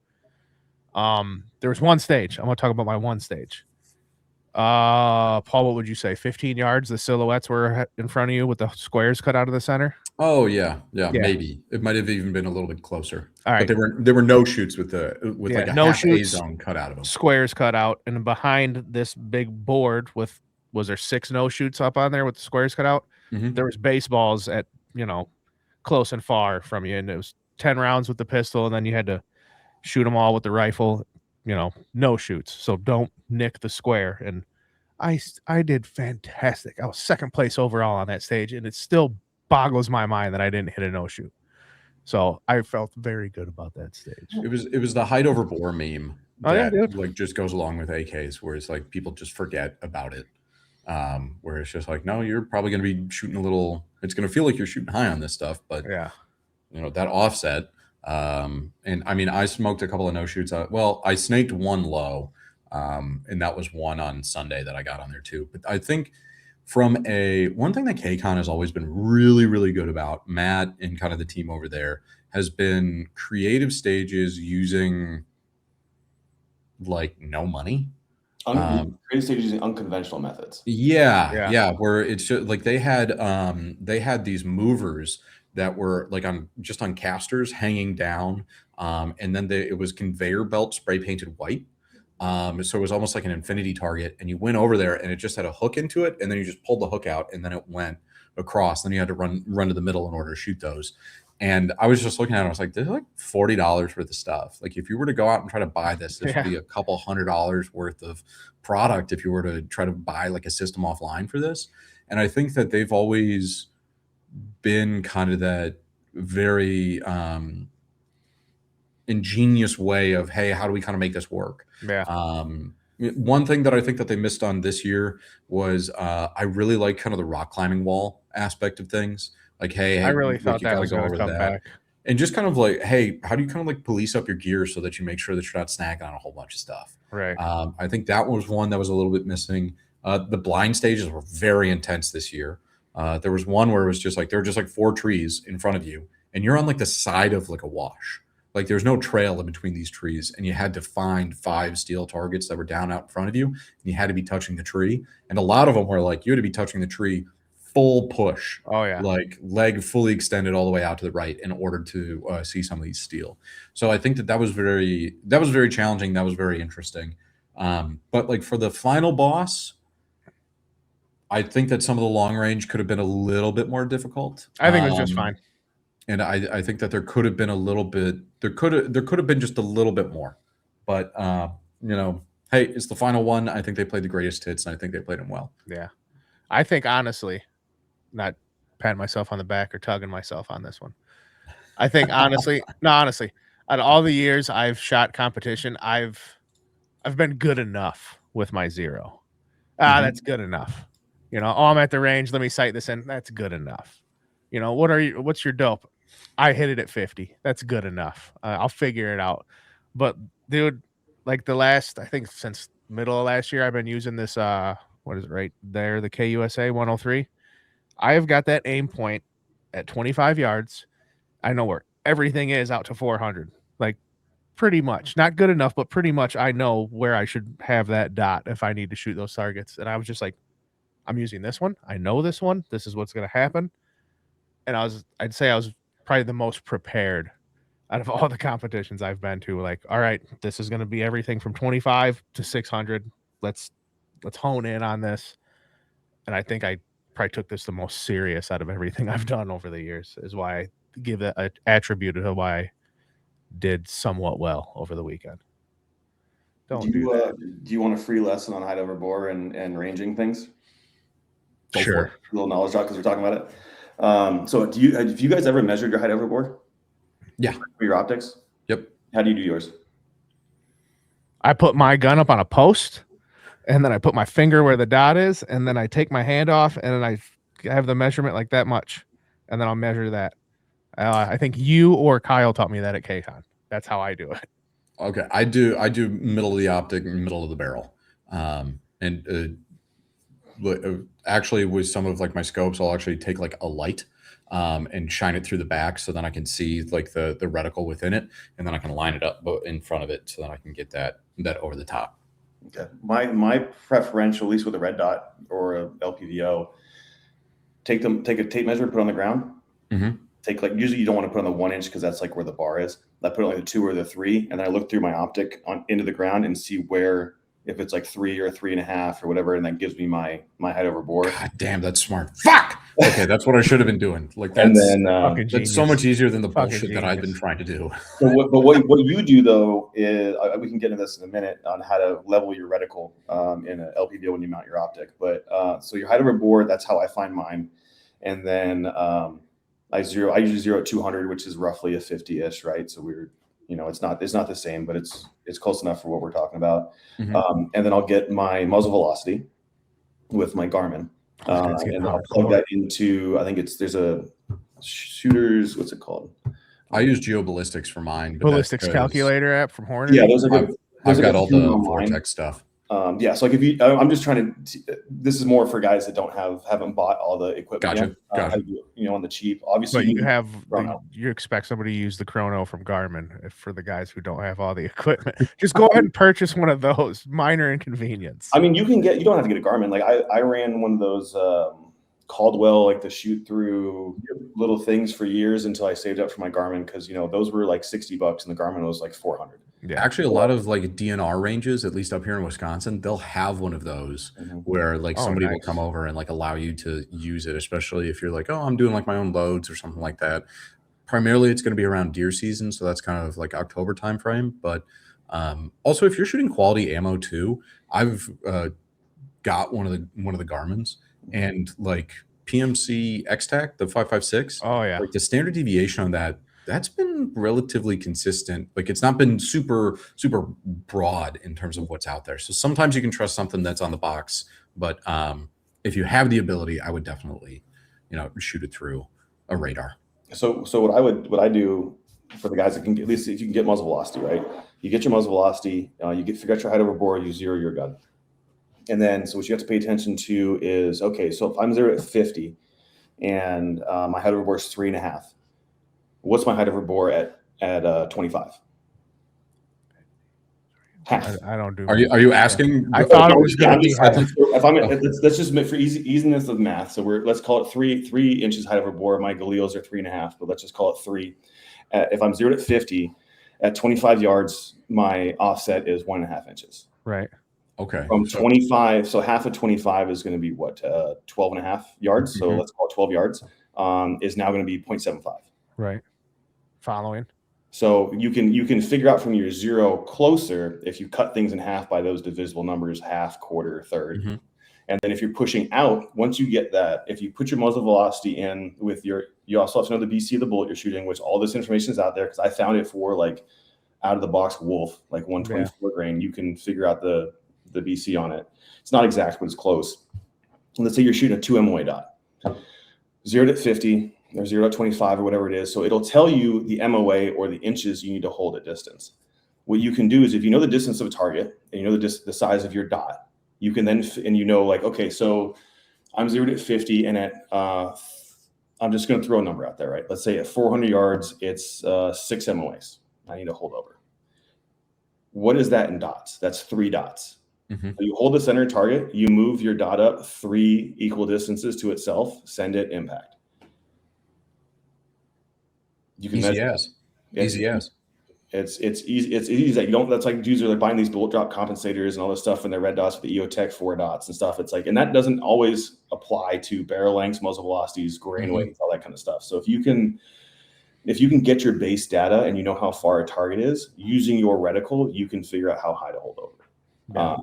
Granted, you obviously want to verify this at distance if you have the ability to, but that's going to get you within a splash left or right. Usually, like you'll be able to see and do your correction if you're not in Texas or somewhere with long grass. But just a tip that I've found shooting dots, because like I'm a big proponent of, if I can see it, I should be able to shoot it. Right. So like my dot, I can push to 500 or 600 relatively easily, assuming I can see the target and it's big enough to identify. Now, if you're shooting like a very small target and the dot occludes it, good fucking luck. Like that's just, you're going to have a bad time. Right. So I think this is actually, number one, great information. Thank you. I'm going to be employing that. I'm headed to the range tomorrow. But one thing that I kind of walked away from looking at the practice score from KCON is not that the LPVO is necessarily dead, but in years past, the magnified division, especially on like the day where you're shooting out to 600, it was like the magnified was 3x all the other divisions, because people believed that they had to have 8x, 10x magnification in order to go out or even just a gun flip 3x in order to go out and shoot out to 600 yards. Looking at the scores, red dot consistently non-magnified did on par, if not better overall than magnified. And I have been running an LPVO. I like LPVOs forever. And number one, kind of seeing how well Jamie did. Number two, hearing what you've had to say about like, here's how you can range things with a red dot. There's way more information that you can get from a red dot than just like knowing your zero, applying a lot of kind of the ballistic ideas that some people believe that you have to use on a scope to a red dot. Like they still work. It's you're still the bullet's still doing the same thing that bullets are always going to do. I really feel like the red dot is kind of coming back into, this is the premier optic choice. Where the LPVO again had its little bit of a renaissance, the time in the sun. And now it's like, hey, if you want, like the 1X on an LPVO will never be as good as a red dot. And now it's like, well, the majority of matches that are out there, the majority of shots that you're going to take, just as you described, are things that you can already see. So unless you have to make something that's very, very, very, very precise, which even in a lot of cases an LPVO won't help you with, like I feel like the red dot for the majority of competitions is going to be like the best option for the majority of people that are out there. What was the name of the 600-yard stage, Paul? Before we move on, I need a correction of what I said earlier about your holdover. So I said at 12 you're gonna have a 0.75. That's take your height over bore minus that number. So you're not holding, like, it's because the closer you get, the higher the hold needs to be. So that's how you take the number from your height over bore minus that number you're looking at, and that's how high you need to hold over. I want to make sure I'm clear about that. Gotcha. So if it's 3 and you're super close, it's 3 minus that 0.75 in order to give you like 2 1/4. Yep. Okay. So yeah, so I want to make sure that guys are like, wait, he told me I have a 3-inch, if I have a 3-inch height over bore, and the closer I get, the less I have to hold. I was like, no, that's not what I meant. Fucking guy lied to me. Yeah, I was like, I want to make sure I'm putting a good info for people. I can't wait to yell at him on Reddit about this. Oh God, they will. But to your point, Paul, the LPVO has its place. I worked with a buddy of mine. He was with 3rd Special Forces Group's international shooting team for SF. And they had the same talk. They went from red dots to LPVOs, and they were like, it's slower. And that's what I was concerned about.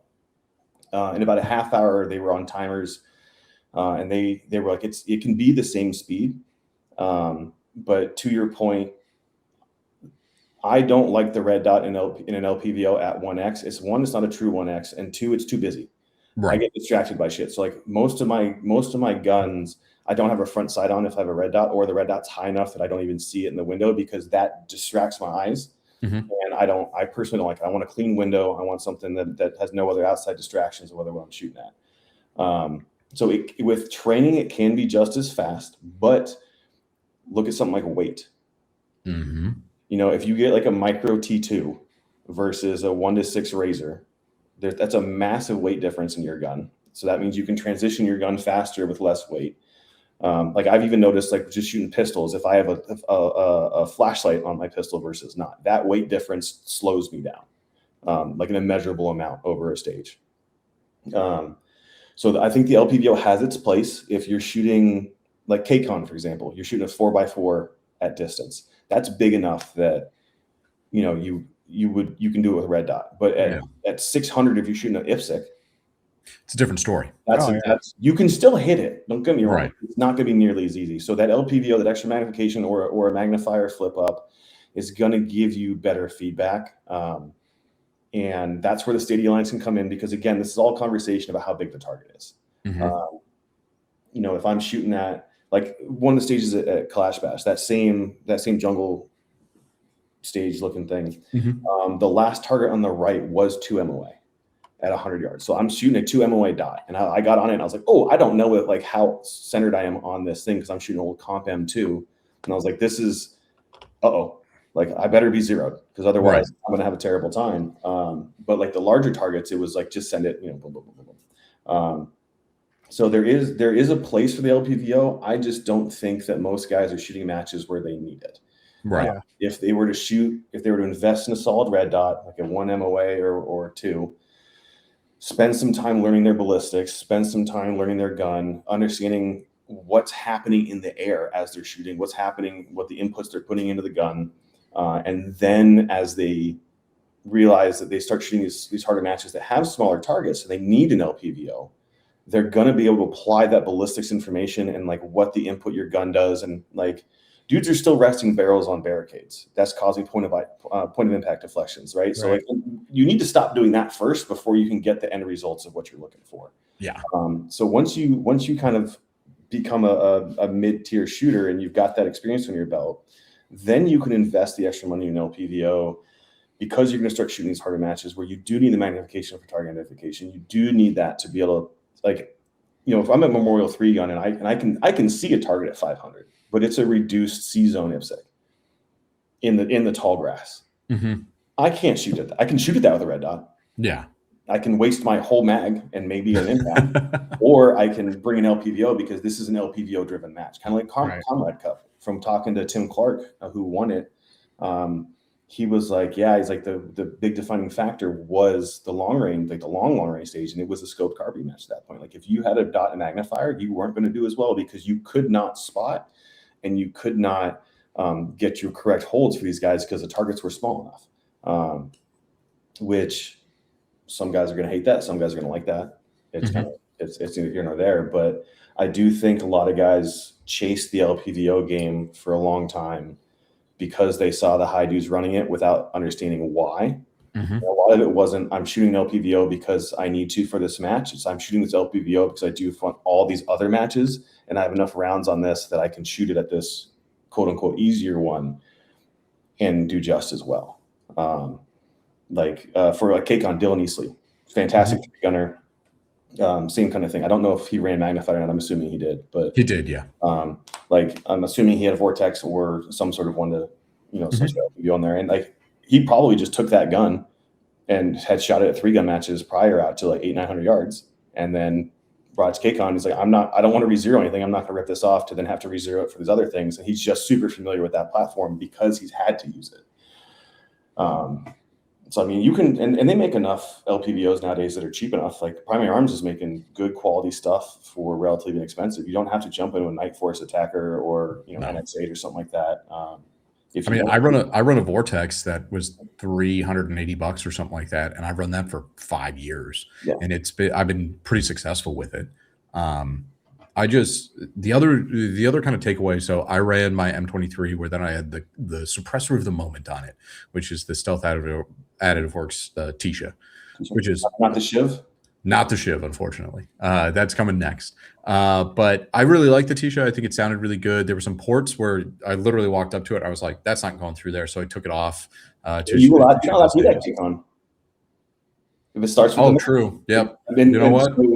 You got me. I did throw it into my pocket, so it was still on me. I watched his video this morning. He put out, he's like, "Oh yeah, my Zook wouldn't fit through this." So I took it off, and I was like, "I'm pretty sure you're not allowed to do that." Yeah, mine was still in my pocket. So I will. That'll be my defense for this one.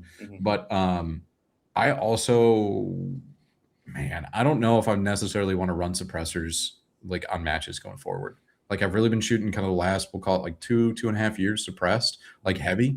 And like, yeah, if I'm shooting a night match, like you're kind of required to run a suppressor at that point in time. But like during the day, I don't know. It was pretty heavy and I had it zeroed on there, but I think that I probably like it's a pound and a half on the end of the gun that you got to drag around. And I didn't burn myself, but I got close one time. Also, a lot of people were successful with some pretty short barrels at KCON. Like there were like the 12.5, like the 13s of the world, things like that. Like there were some people that were making some easy shots out pretty far with those. And I think that we're, especially as kind of laws change and things like that, and like SBRs they were normal, but more normalized, especially with pistols. I think that they're like the shorter barrels, you're still going to be able to get not the same, but you're going to be able to get close enough for a lot of like the work at some of these matches.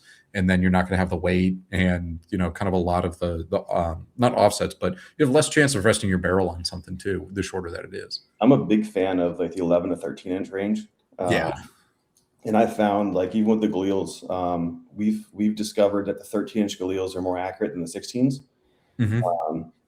I'm not saying that as fact, but I'm just saying that as a case study of the guys that we shoot with. Right.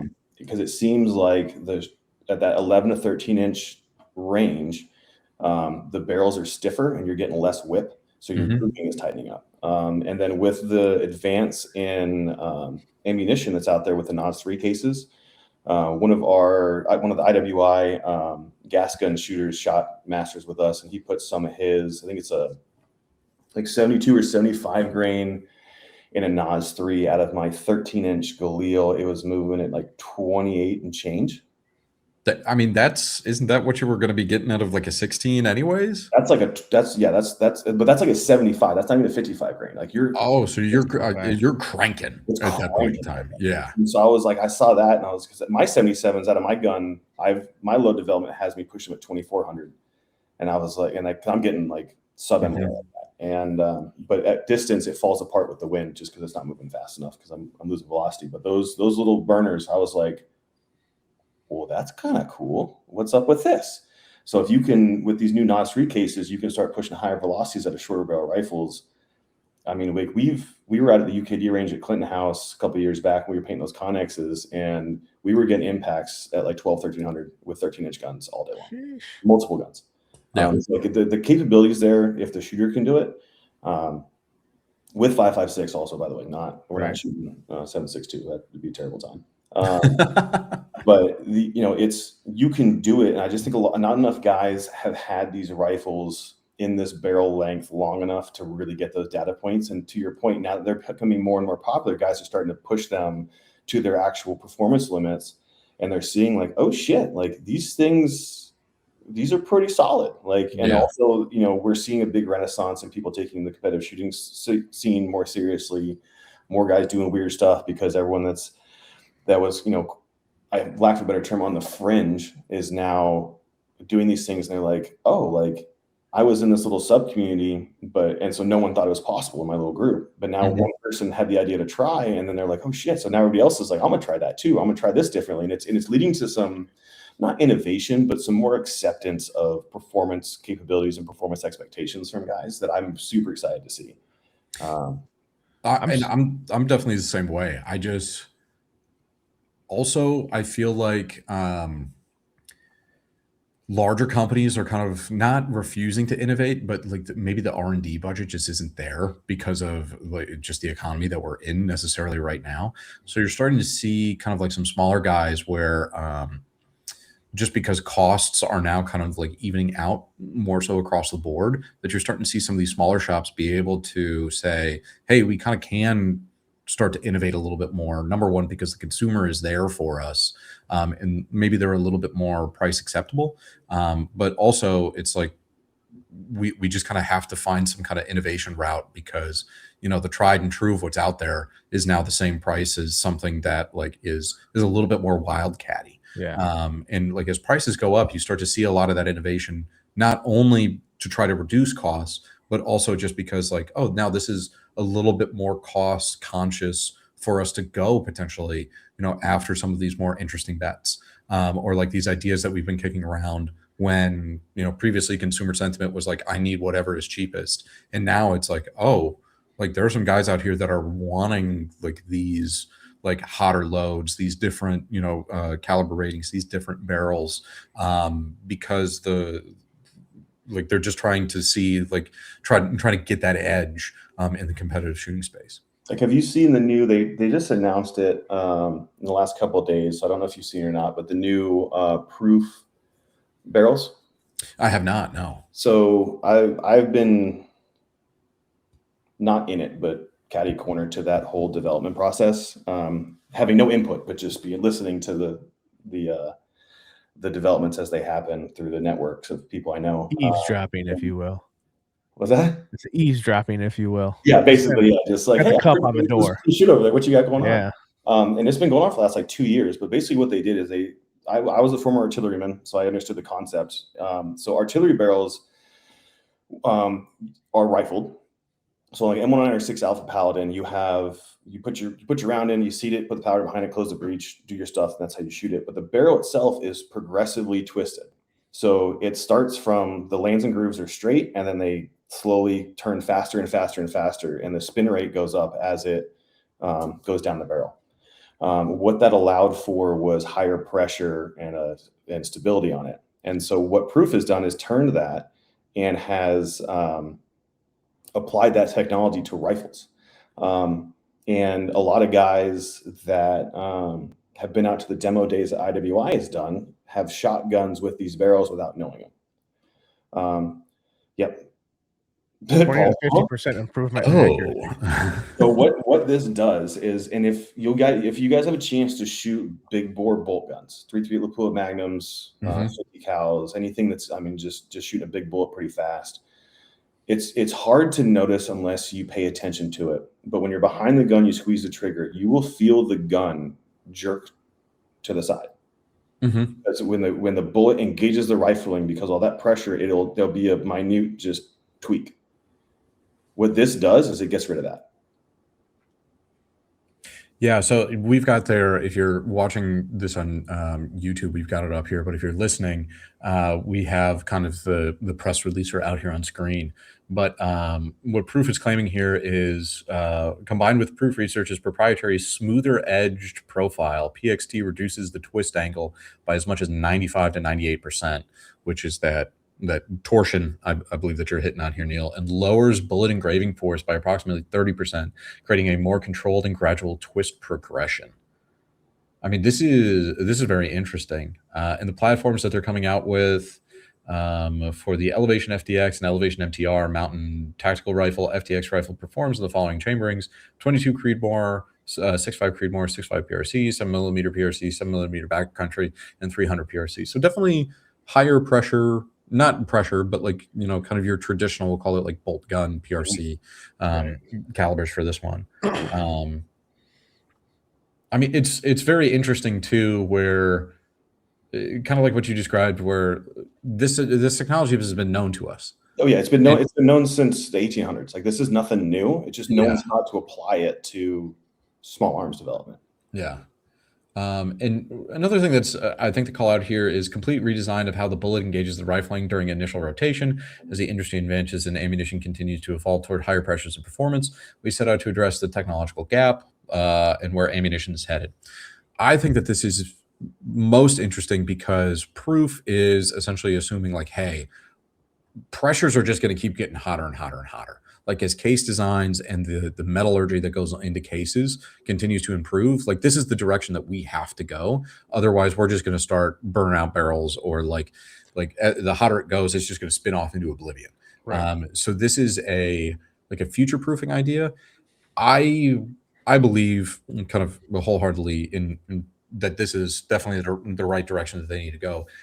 It's not 3D television technology where people are saying, remember back in the day, they were like, everybody's going to have 3D TVs in their home and you're all going to sit around with glasses in order to watch 3D television. Right. No, you're not. Yeah, like holograms are going to come out, but for people that demand performance, like this is just the route that things are going to be going here in the future. And also to hear, it sounds like it's also coming down to the gas gun technology. I think that that's going to be like this is especially if you're going to start throwing these into like those shorter barrels, like shorter barrels, higher pressure.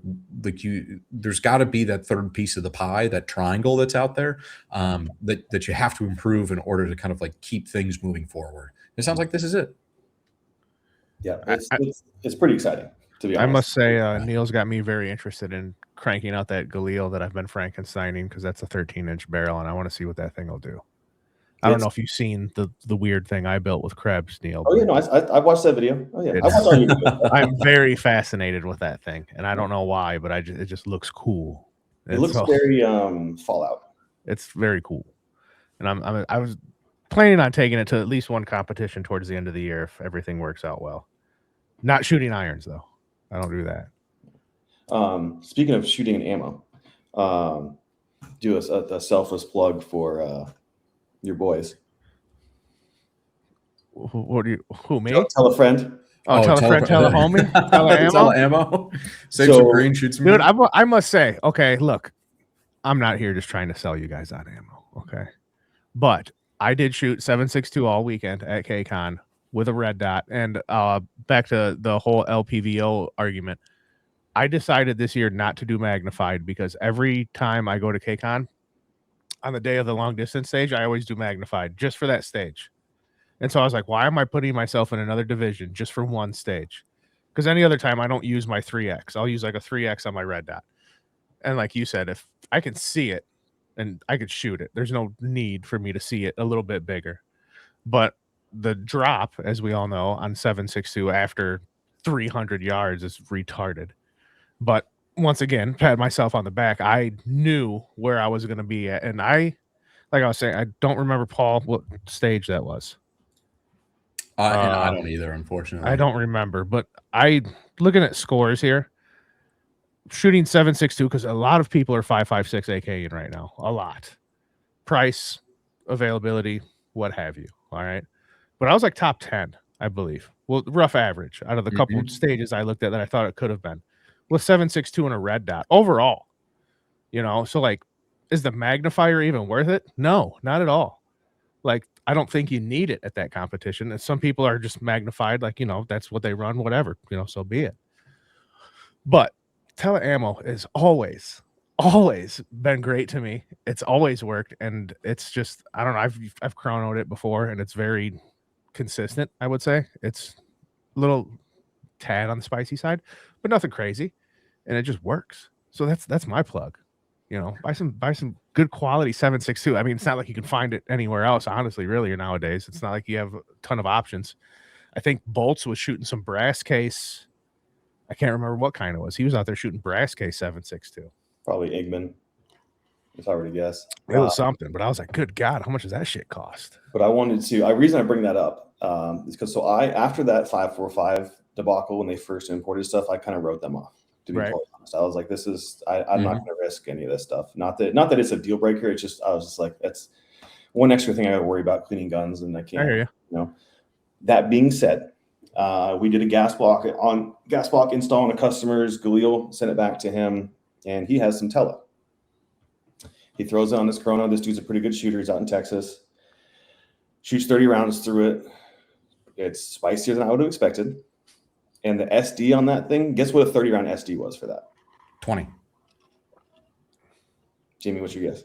I'll go with Paul. 21. Pretty close. It was like 24. Okay. Yeah. Which for 7.62 bulk load is fucking fantastic. And I was like, okay, when I run out of my back stock of 7.62, I know what brand I'm going to go buy. Dude, like I have been shooting it consistent. I've said this many a time. This is not even a sales pitch, but I think for the last 3 years, it's like the only 7.62 I've shot, unless I'm like just mag dumping and doing dumb shit at the range. I have like a bunch of Sterling that I just use for that.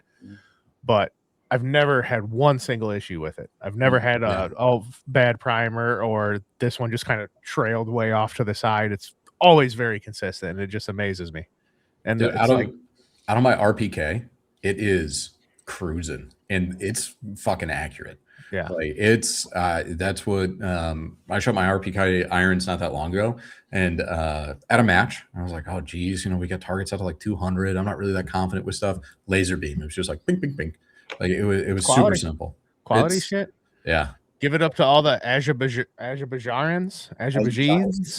Azerbaijanians. I don't know what they are, but they're doing it, So I Props just to them. wanted to throw that in there as a channel sponsor. I've been converted to when I need to purchase some tele ammo that what's the code we're not supposed to use? I don't have one this year. I've been trying to get a hold of Vic to get it renewed. It expired at the beginning of the year. We can just cut this whole portion out then. It's whatever. Just buy it anyways and put in the notes Midwest and Shoot Are You Ready podcast told me to come here. Yeah, that's all I gotta do. Just let Vic know I'm pushing it. I will always want to recommend people to quality ammo. And like if you're running 7.62 you can go to Joe Bob's Outfitters or whatever it is, or find the guy on Tax Swap or Arms List or something where he's overcharging you for Tula steel case or what was the one we actually found was corrosive that they said that it wasn't? Was that Wolf? When I did my test with Tella initially that started this whole me and Tella thing, it was Tula. Yeah, Tula was the one that rusted my nail out. Everything else was fine. And I shot Wolf, I shot Golden Tiger, I did Norma, I did the Wolf Military. I did like 8 different kinds of 7.62 I had, and it was just the Tula, regular old Tula. So like for me, I've been a convert for obviously a long time too, and not to make the sales pitch longer than it necessarily has to be, but like Tella just runs. And it's like, it works. Don't overcomplicate stuff. Don't go, meet somebody in a Walmart parking lot under a single bulb while he's there lifting free weights, waiting for you to arrive. Like, just go with what's known, and obviously it's quality. As we've seen, put us under the dial. If you've got some Tella and you've got a chrono, like see if you're getting the same thing. Like all I'm gonna say is available, affordable, reliable. That's all it is, baby. Man, so the last time we talked, actually, I think there was a couple of controversies that were out there in the AK space. One of them was, is a Galil an AK? I was just about to fucking bring this up because it's not. It's better. It comes up after every major, and I got into some news on Facebook like 2 days ago about this too. So it's prime and ready in my dude. mind. I've had the same response for years. It's the AK that decided to go to the gym. It is, honestly. It's like the Israelis took it. They're like, what do we got to do to make this better? They did. It's fundamentally it's a Type 2 AK. It's a middle receiver with the barrel threaded into the receiver, and then fundamentally the same after that. That's like saying a bird, a cardinal, and a blue jay are not both a bird, but they are. They're a little different, but they're both. The blue jay's an asshole. Yeah. I don't know if you guys have ever been attacked by one. I have. And they're dicks to other birds too, just like Galil shooters. But no, I'm just kidding. But like for me, I'm so sick of this conversation popping up, and like you find this like Facebook group or you find like this Reddit thread, and people are like, "Oh, go get a real gun, go get this one, go get this," and it's just purchase justification, where it's just like you way overspent for some Saiga or you way overspent for some Vepr, and now you're like, I have to justify this to people that you're never going to meet on the internet.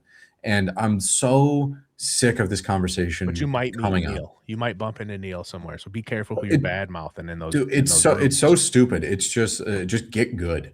Like I do like how Mitten State does.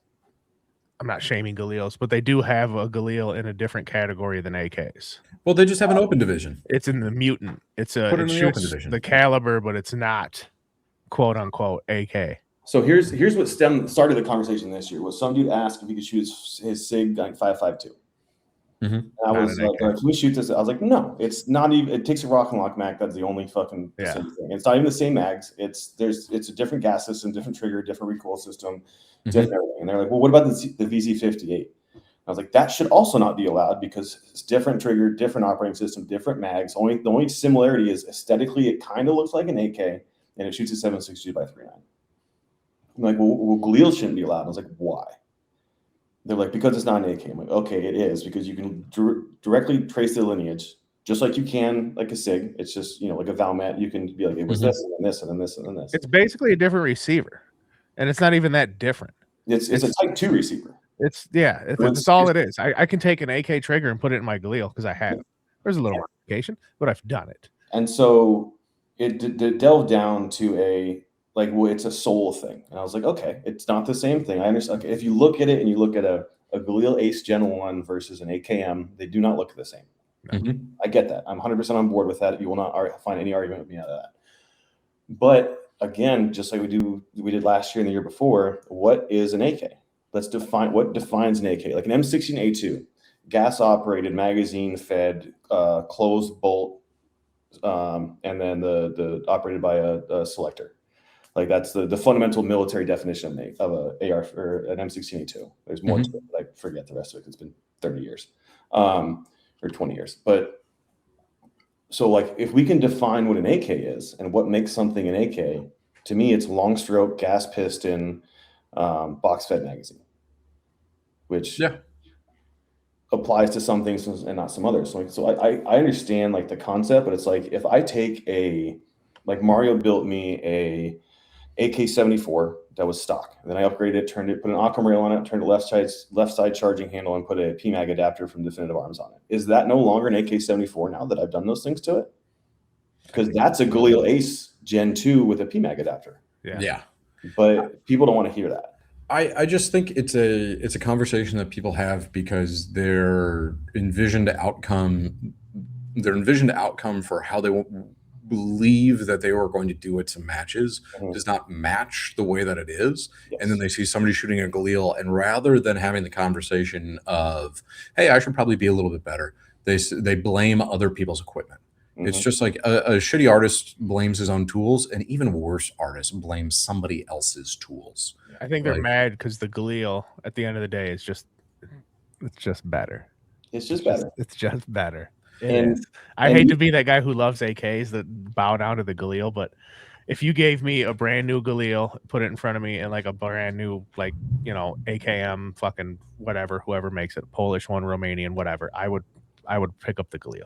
Dude, I just do the Jeremy Clarkson meme where he has like there's two kind of like hot hatches in front of him, and he's like, there are better dogs than my West Highland Terrier, but I like my West Highland Terrier. Yeah. It's like there are better rifles than my M90, but I like my M90.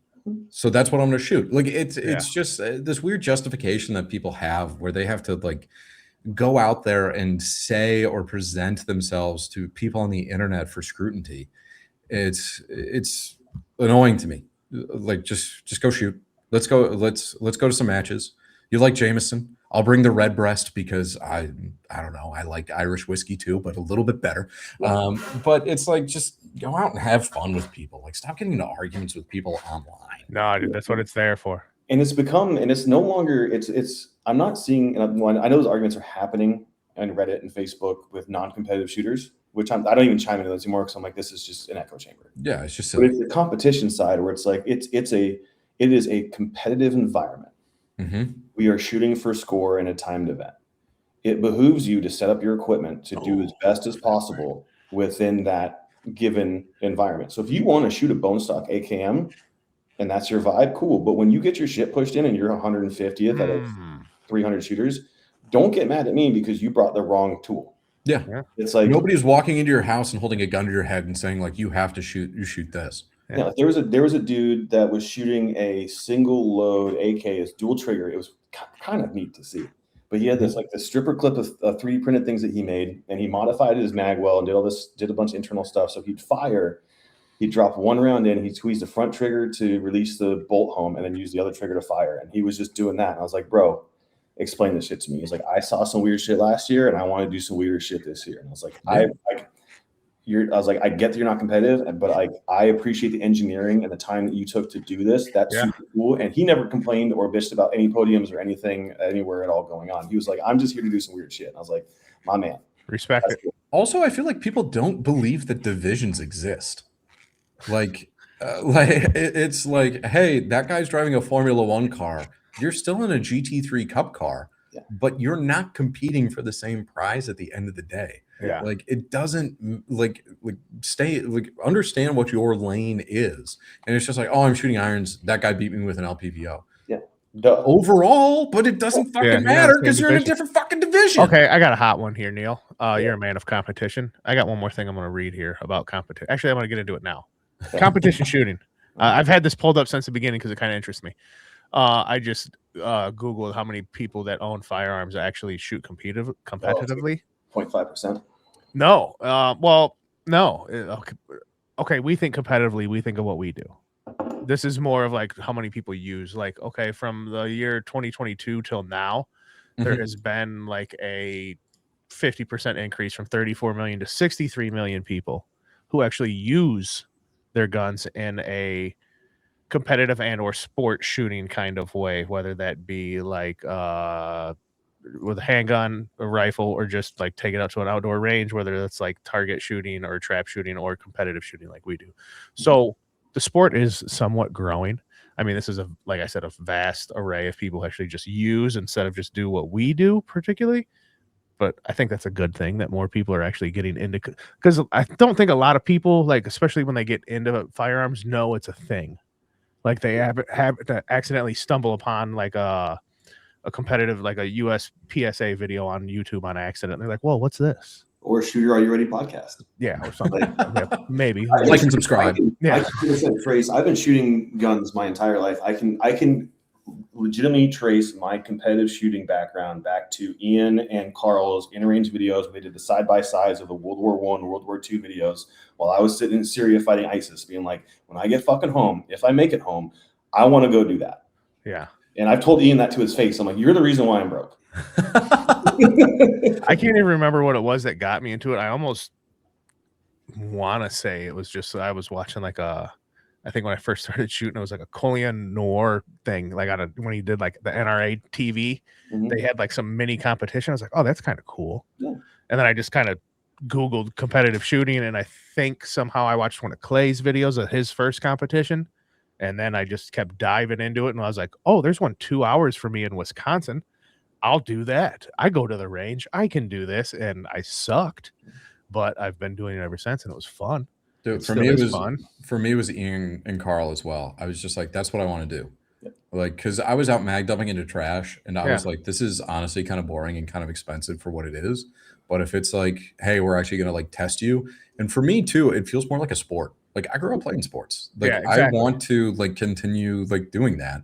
And kind of having the aspect of like, did you do good today or did you do bad today? Yeah. Is I think important, at least in my mind. So then you can also see like, are you getting better? Are you staying the same? Like there has to be some kind of measurable aspect that's out there. I think it's the sports as a young child competitive edge thing that really pushes it for myself. Because like, yeah, I could go like join the Wednesday night bowling league or be one of them dudes who gets drunk and plays softball all summer. But like, I'd rather shoot a gun and like run around and like have fun with it. So I also think that like, have you guys shot or gone to a match in the last 5 years, 6 years that hasn't been sold out? Major or local? I think like even like local matches for me, they all sell out. Like if there's 35 spots, there are 35 people that sign up for those. So things. in Tennessee, we're seeing. I've only shot one local here. That one was not sold out. I think a lot of it's just because guys in this area, like in Arizona, every match was full every day, all day. Oh, you guys shoot year round out there. Yeah, like the scene out there is very different than out here. So back there, every single, if there was a match on practice court, it was full. Yeah. Out here, it's probably like a 30 or 40%. At least that one that I've seen, and then some others I've looked just on practice court to see like, hey, if the match is full or close to full, I'll go shoot it because I want to see the level of local talent. Because we're obviously, just guys that we can shit talk and guys you can get to know, and then you can build camaraderie, and because it's a sport, it is a timed event, and we are shit talking. That's part of the fun I like about competitive shooting is no ill intentions, no ego, but like I'm gonna run my mouth and I expect you to do the same. And I love shit talking, and like, that's because you like wrestling. It's just cutting promos on guys in between stages. I love a good promo. I love getting heat. I love shit talking the twins. They don't listen to this, but fuck you, Mitch and Gum, both of you. I just love it. And like even like me and Clay had some good banter back and forth. Like I took your 4% better than me. I love his. I had to clip it and put it on my Instagram when last time he was on here, and he would throw in some shade as you, Jamie, and I was just like, oh yeah, oh yeah, dude. He throws heat, and like it gets to me. I ain't gonna lie. I'm like this little. But that's part of the strategy, though. Like if I Yeah. can sit there and get under your skin and get into your head mentally, I'm already a step ahead of you when it comes to actually speaking. Yeah, and he's good. He gets in my head. He does. And I'm like, all right, fucker, you know. And then he still beats me. But whatever, 4%, 4%. You know, I got you next but also, time. to your defense, he's been doing this longer than you have. Yeah. And again, he's only 4% better. So all you gotta do is find that 4% edge. You'll be there. Find 5%, you beat him. I honestly give all that credit of the 4% to the pistol shooting, because I know Clay does not like shooting pistol. And that's all. Like, I'll give it up to my buddy Jake, who went to KCON. It was his first one, and he was like, "Man, it's just gonna be so many good people here." I was like, "It's good for you." Yeah. And he's like, "Yeah, but like we're on a group with Clay and bolts and holes." I was like, "Clay hates pistol." I was like, "Just be better than Clay at your pistol, and you might beat him." And he's like, "Yeah, right." And I was like, "Dude, he's short. He's got clammy hands. Don't be intimidated by him." And then like as soon as like the first morning he gets outside, I was like, Jake, it's Clay. Clay, go get over here, shake his hand. See how clammy they are. Yeah, exactly. That's exactly what I said. You know, but it's all in fun. We have a good time. You know. But on the same token, that conversation for you, Jamie. So like when you came out, your first KCON, or when we met, and you've told me a couple times that you felt intimidated, and you were like, "Fuck, I don't belong here." Oh yeah. And I've told you multiple times that you do. But like it's what advice would you give to guys that have that same feeling? Because there is a lot of ego that's involved. Of like it's your first couple matches nerve-wracking. I still get first stage jitters. Oh yeah, doing this as long as I have. Like that never has fully gone away from me. It takes me about 2 stages to get into it. But what would you recommend for guys that are like, I really want to go do this, but like I'm nervous, or like they're going to make fun of me, or people are watching, or like whatever kind of hang up they have on it? What would you recommend for them to try to help get over that, since you more recently than me, you have had to deal with that? Right. I would say everybody starts somewhere. That's, the initial pat on the back. Everybody starts somewhere, buddy. You'll be fine. And like I told Jake, I'm gonna keep going back to Jake because I wouldn't say he's new, but he shoots like one competition I go to a year. He's like a one competition a year guy, and this was the one he could do this year. Mm-hmm. But like I told him, I said it's better to go somewhere with people who are better than you because you will learn a lot. And I was like, and it's good to push yourself and be uncomfortable. Get comfortable being uncomfortable is the best way I can phrase it up, because it puts you in a situation where you have to deal with it. You have to kind of put yourself in that uncomfortable situation and figure out, okay, as long as I can do this and this, I should be okay. Or I need to get better at this. It's gonna suck. Like when you first start, you're gonna feel like an idiot, but you're learning. Like nobody jumps on a bicycle and starts bunny hopping down the street. You're gonna fall a couple times. You're gonna look like an idiot in front of that girl down the street you're trying to impress with your new Huffy, But before you know it, you'll be popping wheelies down the street looking cool. You'll be 4% behind Clay Owens and feel good about yourself. It's intimidating, yes, and it's difficult to just jump in, but you just have to jump in. Like you got to be comfortable being uncomfortable at first. And like you said, I still, as soon as the match starts, I am a nervous fucking wreck until they read that list of the shooting order, just hoping I am not the first one. Like I asked that RO, like, well, we're walking up the hill to the stage. What's the shooting order? I'll tell you when we get up there. As soon as we get up there, what's the shooting order? Give me a second. Let me load up the iPad. Hey, what's the shooting order? As long as he doesn't say Martin, first, I'm like, fuck yeah, let's go. That just takes about 50% of the pressure off me not being first.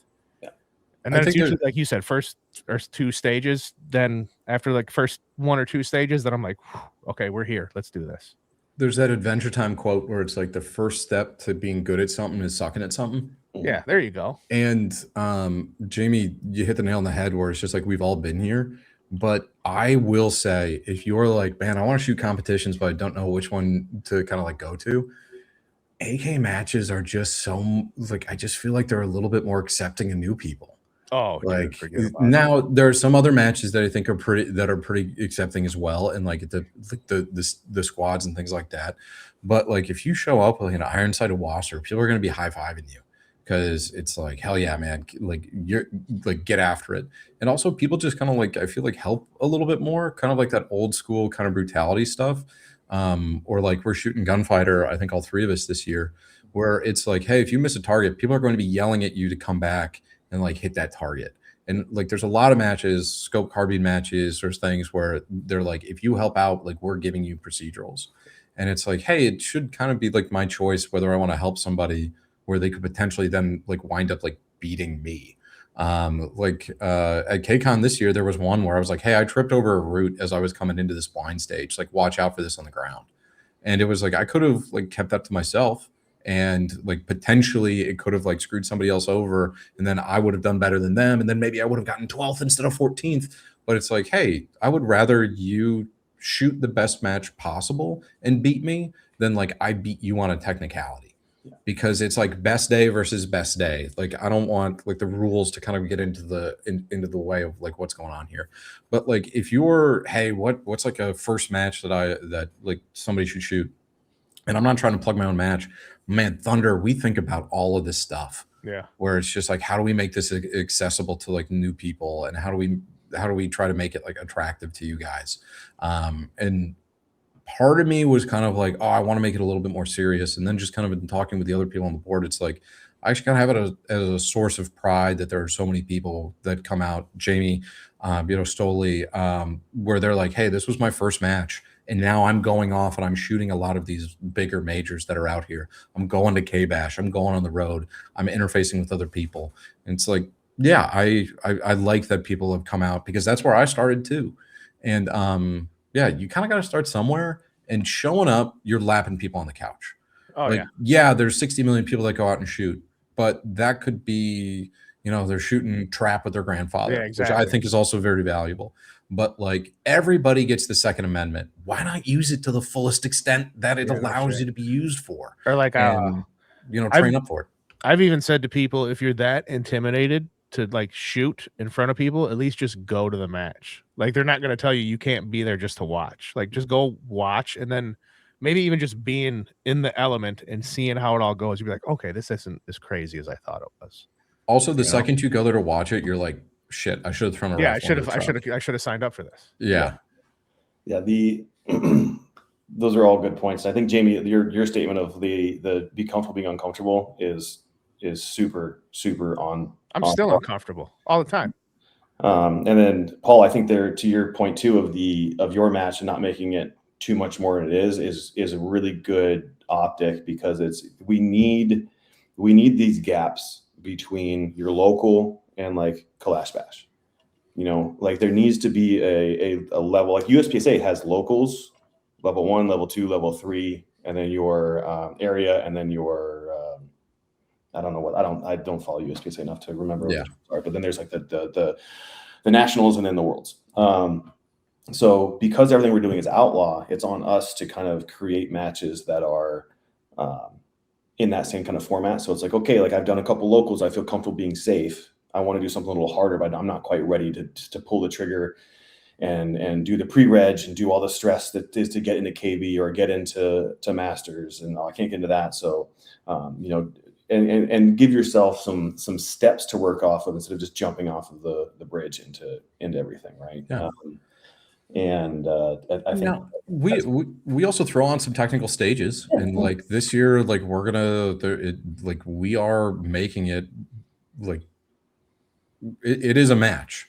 But like I want you to shoot this, figure out that there are some things that you don't know. Like, hey, shooting with your buddies in the woods, or like, man, I'm really good off a bench at 500 yards. Yeah. Okay, let's put a little stress into this. Like, dudes watching dudes, and like now there's a clock and there's a beeper, and like let's put some math kind of behind this and see how you're actually doing. Like I don't want it to just be kind of like a hug fest, but I want it to be I'd like it to be, and this is really like there's a team behind this, obviously, so I don't want to speak for everybody, but I want everybody to be able to enjoy this, and for some people to come out and like, oh my God, I've only seen this on YouTube, and for that like accessibility to be there. And also not have like, I'm not going to answer your questions about a stage because it might benefit you in some way. Like you're a new shooter. Like I want you to have every benefit that you can, because I want you to have a safe, fun time where then like you can be part of, we'll call it that, 1% of competition shooters that are going out there and really running their gear and running it hard. Yeah. And I don't want to discourage people. Like that's the biggest thing for me. I don't know, like where you get hazed on a job, or like I never understood fraternities for that reason. Where it's like, you're gonna beat the shit out of me and then we have to be friends off this. Like, no, I'm gonna go break the windshield on your fucking car. Like you're gonna disrespect me for a whole year and now we're brothers. Yeah. No, we're not. You Like, you're you're smack supposed me to with be- a salmon and now I'm supposed to be your friend? Get out of here. yeah. Like I just never understood like the hazing aspect of it, or like now as I get a little bit older too, like I think back to some of the first jobs I had, and I'm just like, why would people treat somebody who's in like their early 20s this way? And Okay, then, hold on, like, because I have expect a them to be union successful. job. All right. Union jobs, you're just used to getting beat up every day, all day. Grinding on an apprentice it's a way of passage. All right. It's different at work than shooting competition. I don't sit there and belittle people for shooting and not knowing what they're doing. But at work, I will drill you all day for being stupid. Well, because here's the difference though, is that with shooting, you drill somebody, they're there for fun. Right. With work, I'm drilling you, and I'm assuming it's probably the same way it was in the Army. I'm drilling you, and I'm drilling this into you because I need you to be able to fucking perform when I tell you to. So I don't have like, and obviously it's not life or death situations for you. Yeah. Or it could be. I mean, if you're working with, Well, like, for Jamie, it kind of is like the electricity aspect yeah, of like it. that's Yeah. like, if you fuck this up, you can die and potentially other guys can die. So I'm going to drill this shit into you in whatever way I see fit until you show me it's sunk in, and then perform. And then once you do that, I'm going to do it again and again and again. And then you're going to show me that you've learned this, and I'm going to stop fucking with you because now you've been elevated to an apprentice to I don't know your guys' rank structure. Padawan. To something. Right? And then now his job and your job is to the guy that replaced him in the pecking order. Oh, he yeah. needs to learn the same shit because it all affects all of you. Whereas Yeah. shooting is more of an individual, It's true. sports. Well, like Like And I Paul work in, was talking I about work in the an asking- office job. Paul was talking about the asking questions, and like the Oh, day me and Paul did like the little competition thing I did, I think one of the things I told everybody, because I raise your hand if you've ever done this. Nobody rose, they were all just here to learn. And I said, don't be afraid to ask questions. And I would tell this to a first time person. Don't be afraid to ask questions, because I'd rather you feel stupid asking me a question because you don't understand, rather than you feeling stupid driving home because I told you to go home because you did something stupid. Yeah. that's a very good point, because it's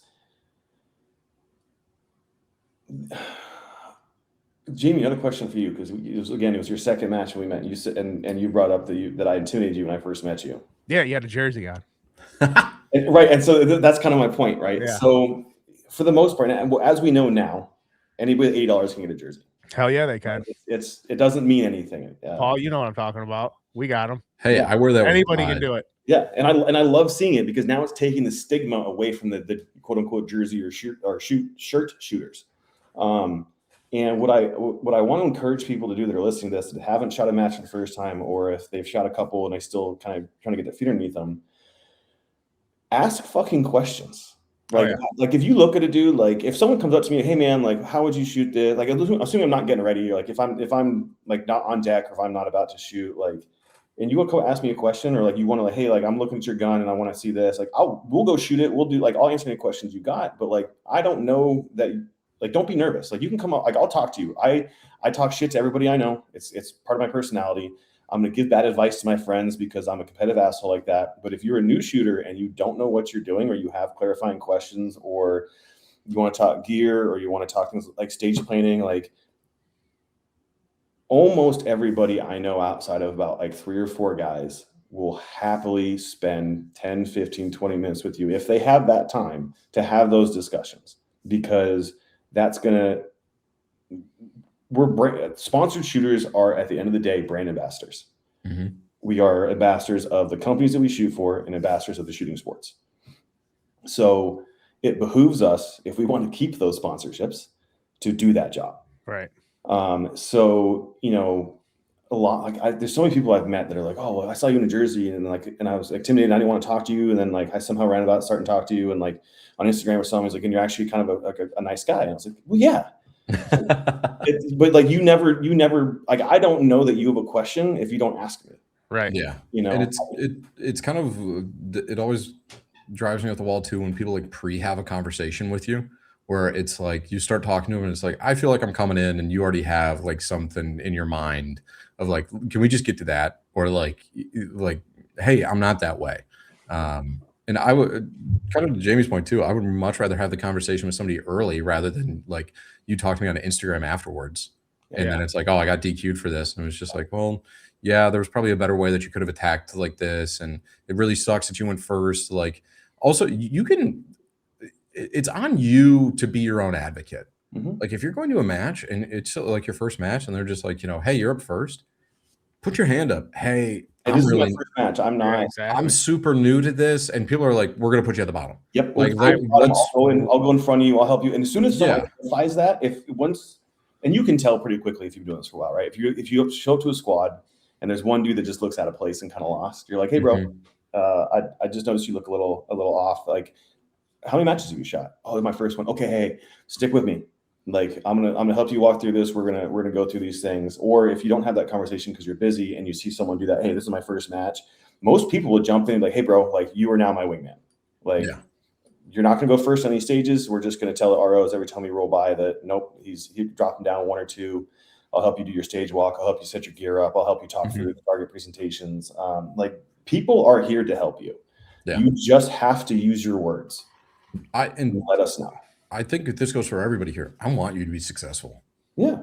Like I do. It's like new guys, really everybody. Like, I want you to be able to shoot the best match possible. I have started now, those like Hardig cases that you would get, like they ship equipment in the military with them. They're like big green things. I got kind of sick of being embarrassed where people would come over and be like, hey, you want to go to the range? And be like, yep. And then I would have like 15 individual little cases of all my stuff. So I just got one big Hardig and it just sits in the back of my truck.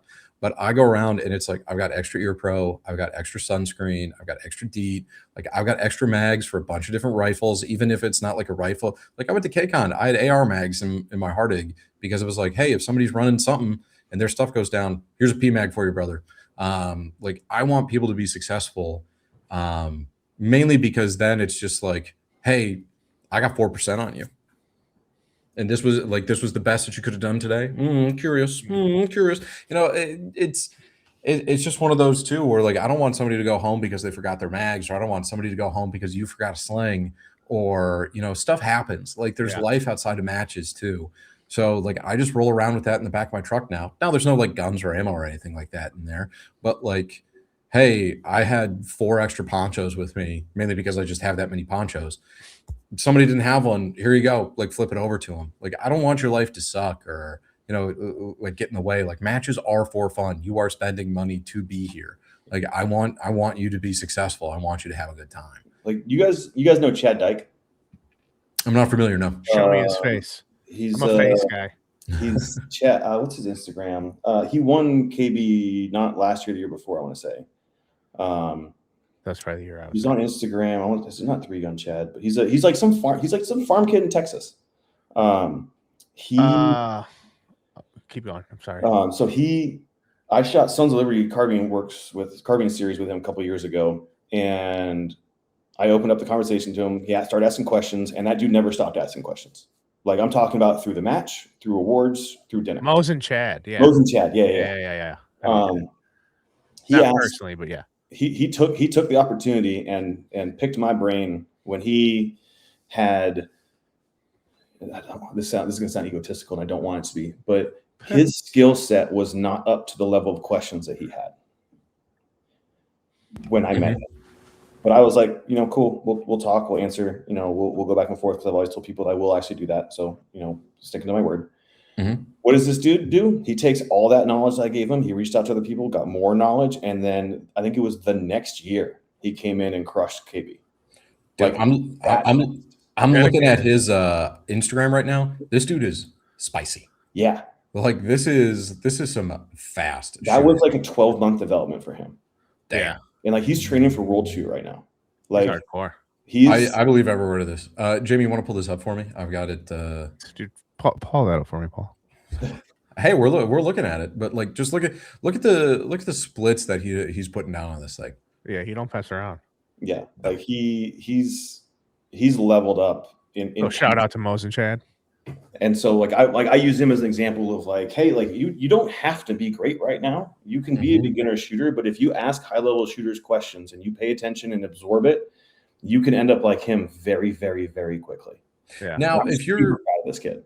these questions for the high level shooters, you should be asking those of Neil. If you're asking me these questions and you think that you're going to get this in 12 months, no.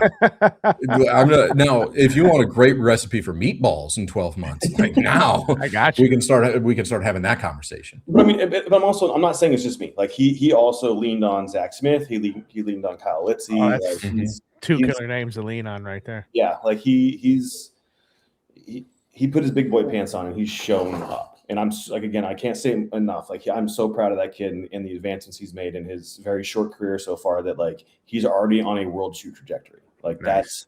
that's so cool to see. And like he's a farm kid from Texas. And literally, like that's his job is he works on his family farm. Hell like yeah. he's not a like I'm not going to name names, but there's some people out here in the shooting community that are very high level because they come from mommy and daddy's money and they don't have to work and they can afford to buy hundreds of thousands of dollars in ammo to go out and shoot guns. I wish my mom had money. Right. Some of us got to work 2 jobs to be able to just be mediocre. Dude, I'm saying. So, and then also too, the same thing, for the new guys, there's always a bigger fish. Yes. Yeah. I get a decent amount of praise for how well I place and how well I shoot, but I am like, if you look at Max Ligerandis, Zach Smith, Lilo Hart, Kyle Litzy, AJ Anthony. The list is long and distinguished. There are hundreds of people that gap me by 20-25% on a regular basis. Like it is not, it's a lot of it when you get to this higher level. And I say that with air quotes. It's not the fact that I did well. It's just the guys that do better than me didn't show up. Oh, I like that one. That honestly, when I got 4th at KCON the first day, that was my first thought. Was like the reason I got 4th was because like Neil. Yeah, Neil's not here. Like a lot of these guys that shoot magnified weren't here, and it was like I probably would have been like 9th, which is a very good finish for me. But the other, like even just with this podcast, I think Jamie, you and I go back and forth where it's just like it's amazing the people that say yes to like come on here. Where like Kyle and Zach from Unrivaled came on here, and it was just like, oh, holy shit, okay. Like, and we were talking to them about like world shoots, and it was like, oh Christ, like this is like some next level stuff. Or like even like Moisha, like where we did that 2-parter like really early on, where like that there's some great information in there too about just like general setups or like how do you get into like the mindset to like just get to a match too. I'm still mind blown on who says yes. We just had Justin from JMac on here. I tried to get him on for a year, and like Josh Froelich, that was the one that blew my mind. Oh, that was my first hero behind a trigger because I seen him at my first match and I told him, I said, I think I ran a stage in 1 minute and 20 seconds, and I think you did it in 30.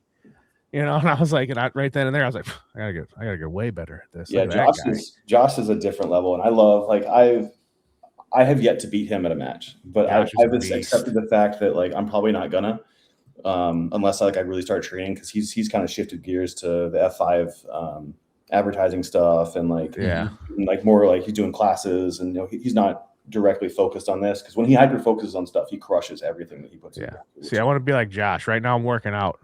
I'm gonna get better at shooting later, but right now I'm just working out. I'm gonna get at that level first. But I've transitioned my interactions with him to like I'll shoot my match. I won't talk shit to him during the match, but like at dinner I'll just start. I like to poke the bear, and I wouldn't poke him. The nicest dude that just like he just laughs. He's like, yeah, whatever. And I was like, man, you're supposed to have a different reaction than this. Yeah. You're not making it fun. Dude, that was the part that killed me when we did our podcast with him because I said something about I was like, just like how like just nice and friendly and cool the guy is, and I was like, but then like, you were an MMA fighter. He's like, well, it's fun to just punch somebody in the face. I was like, yeah, I guess. That's definitely like when I sit there at dinner. I'm always like not always, but like I'll end up sitting next to him, and I'm always in my head. I'm like, don't go too far because that's never off the table. Yeah, right. That's fun for him. He also like he's come over and shot Thunder, I think once, maybe twice, but just like he's another one where people are like looking at him, like going through some of these stages, and I think it inspires some people to see somebody like number one. It's like seeing a moose running through deep snow. Yeah, he's a fucking big boy. It's like, oh, this guy, damn, this guy's got hands. But like, I think it's an inspirational too, where like you see somebody who's just like really cruising. I shot a match over in Minnesota that he was also at, and there were a lot of really good guys there. Like there was Tim Ho there. There was like one guy where he was like moonwalking backwards in a cowboy hat, like I talked about it earlier, getting some targets that I was like, I didn't even know you could get those from there. But like seeing that, it's not like, oh man, I don't want to shoot with them. It's just like, man, I want to be on their squad and I want to go last. Like I want to, it's like a learning opportunity, and just also they're all super nice. Like we were all like packed into a room at the end for the award ceremony, just because it was the weather had gotten pretty poor outside, but like everybody was just kind of like shooting the shit. And it's like, yeah, we're all like at the end of the day, it's not like we're all the same, but it's like, we're all shooters. And like we're all trying to accomplish the same goal. Now, the time that it takes us to get to that same goal might be a little bit different, but like we're all kind of here for like for the same things, which is, you know, putting holes on targets and here in steel rig. And yeah, it might be a little bit different how we get there, but it's still pretty fun. Well, Neil, you know, I like you. All right, like the friend level. We've been going for 2.5 hours almost. Oh damn! All right. Yeah, I mean, I'm not saying, hey, the fourth whiskey was going down pretty easy. Yeah, I'm not gonna be like, get the hell out of here, you know. But you know, there's always room for a part 2. But I think we might have to. Well, I guess before we go, Neil, anything big that you were just like, hey, this is like what we're seeing, or like what you're seeing, or something big that you are like, I got to talk about this. He's gonna see me dominate him like Gunfighter. That's what's gonna happen now. Yeah, no, I'm looking forward to Gunfighter. I think that's the next big major I got on the list. I'm really excited to shoot that one for the first time. I'm really annoyed that I couldn't get on a squad with either of you guys. I'm with a bunch of, I know like people in 5 different squads, and I got put on like the 6th one. I was like, that's how it works. The Mass Stretcher's a buddy of mine, so I'm gonna see if I can pull some favors in to adjust that. Shout out to Joe. Joe's good people. Me and Joe have known each other like since like basically my first year of competitive shooting. Hell yeah. Dude, I was my gun essentially self-destructed because I dragged it through the mud last year, and I was like, "Hey, can I get a reshoot?" And one of the ROs was like, "Well, no, you said like, hey, you're done and all this kind of stuff." And I'll admit, I was being a little bit of a piss baby bitch, where I was just like, "Really, you're not gonna let me do all this kind of stuff?" And Joe came over and he's like, "You get one for the match." I was like, "Appreciate you." And then you know, he did let me, and the ROs worked me in towards the end of the day too. So like just for that alone, like I'll always be a fan, because I was being a dick. And he didn't have to do that, but then he was just like, "Hey, everybody gets one." And I was like, "Thank you, Spider-Man." And like it's just well run, and also like anybody that brings a match to the Midwest, like I'm all for it, no matter where it is. Like, please, like I'm so sick of shooting all these like fuddy locals, where then they look at me and they're like, "Hey, Case, I don't think that could hit the broadside of the barn." And it's just like, all right, you gummy king, like watch this, and it's. Anybody that brings a match to the Midwest, I will wholeheartedly sing your praises, and I will be there. I can't wait to point you out to Dr. Root Beer when we get there. Oh, this dude. Anyways, I digress. Yeah. But Neil, so another quick question. I got to get my PDP slide comp cut. All right. Yeah, you emailed us and then never followed up, just like everything else you do with Cerakote and all. Yeah. Of course. Hey, at least Tommy followed through from one of us. Tommy's been all up my ass. I'm going to see Neil. I was like, don't tell him you talked to me. Every time he's at the shop, I'm like, we need to take a selfie, send it to Jamie. Yeah. He's always like, Neil said hi. I was like, no, he didn't. He's probably mad at me. Don't even tell him you're talking to me. Every single time. I'm like, you're close to Jamie. I said hi. I know you talk to him more than I do. But no, honestly, because I emailed you guys and because it wasn't like in the description of cutting a PDP, but it was like something like, yeah, we can program it or figure it out or something. But I need to get that done because, oh, damn it, I meant to talk to you about this. I didn't know the world of comp cut pistols until a while ago. I won one and I shot it and I was like, oh, this is way different and cooler. Yeah. So now I don't want to change guns that I shoot in 2-gun competition. I want to stick to the PDP, but I want to get that cut. So we did that with so Tommy got his Shadow 2. Yeah.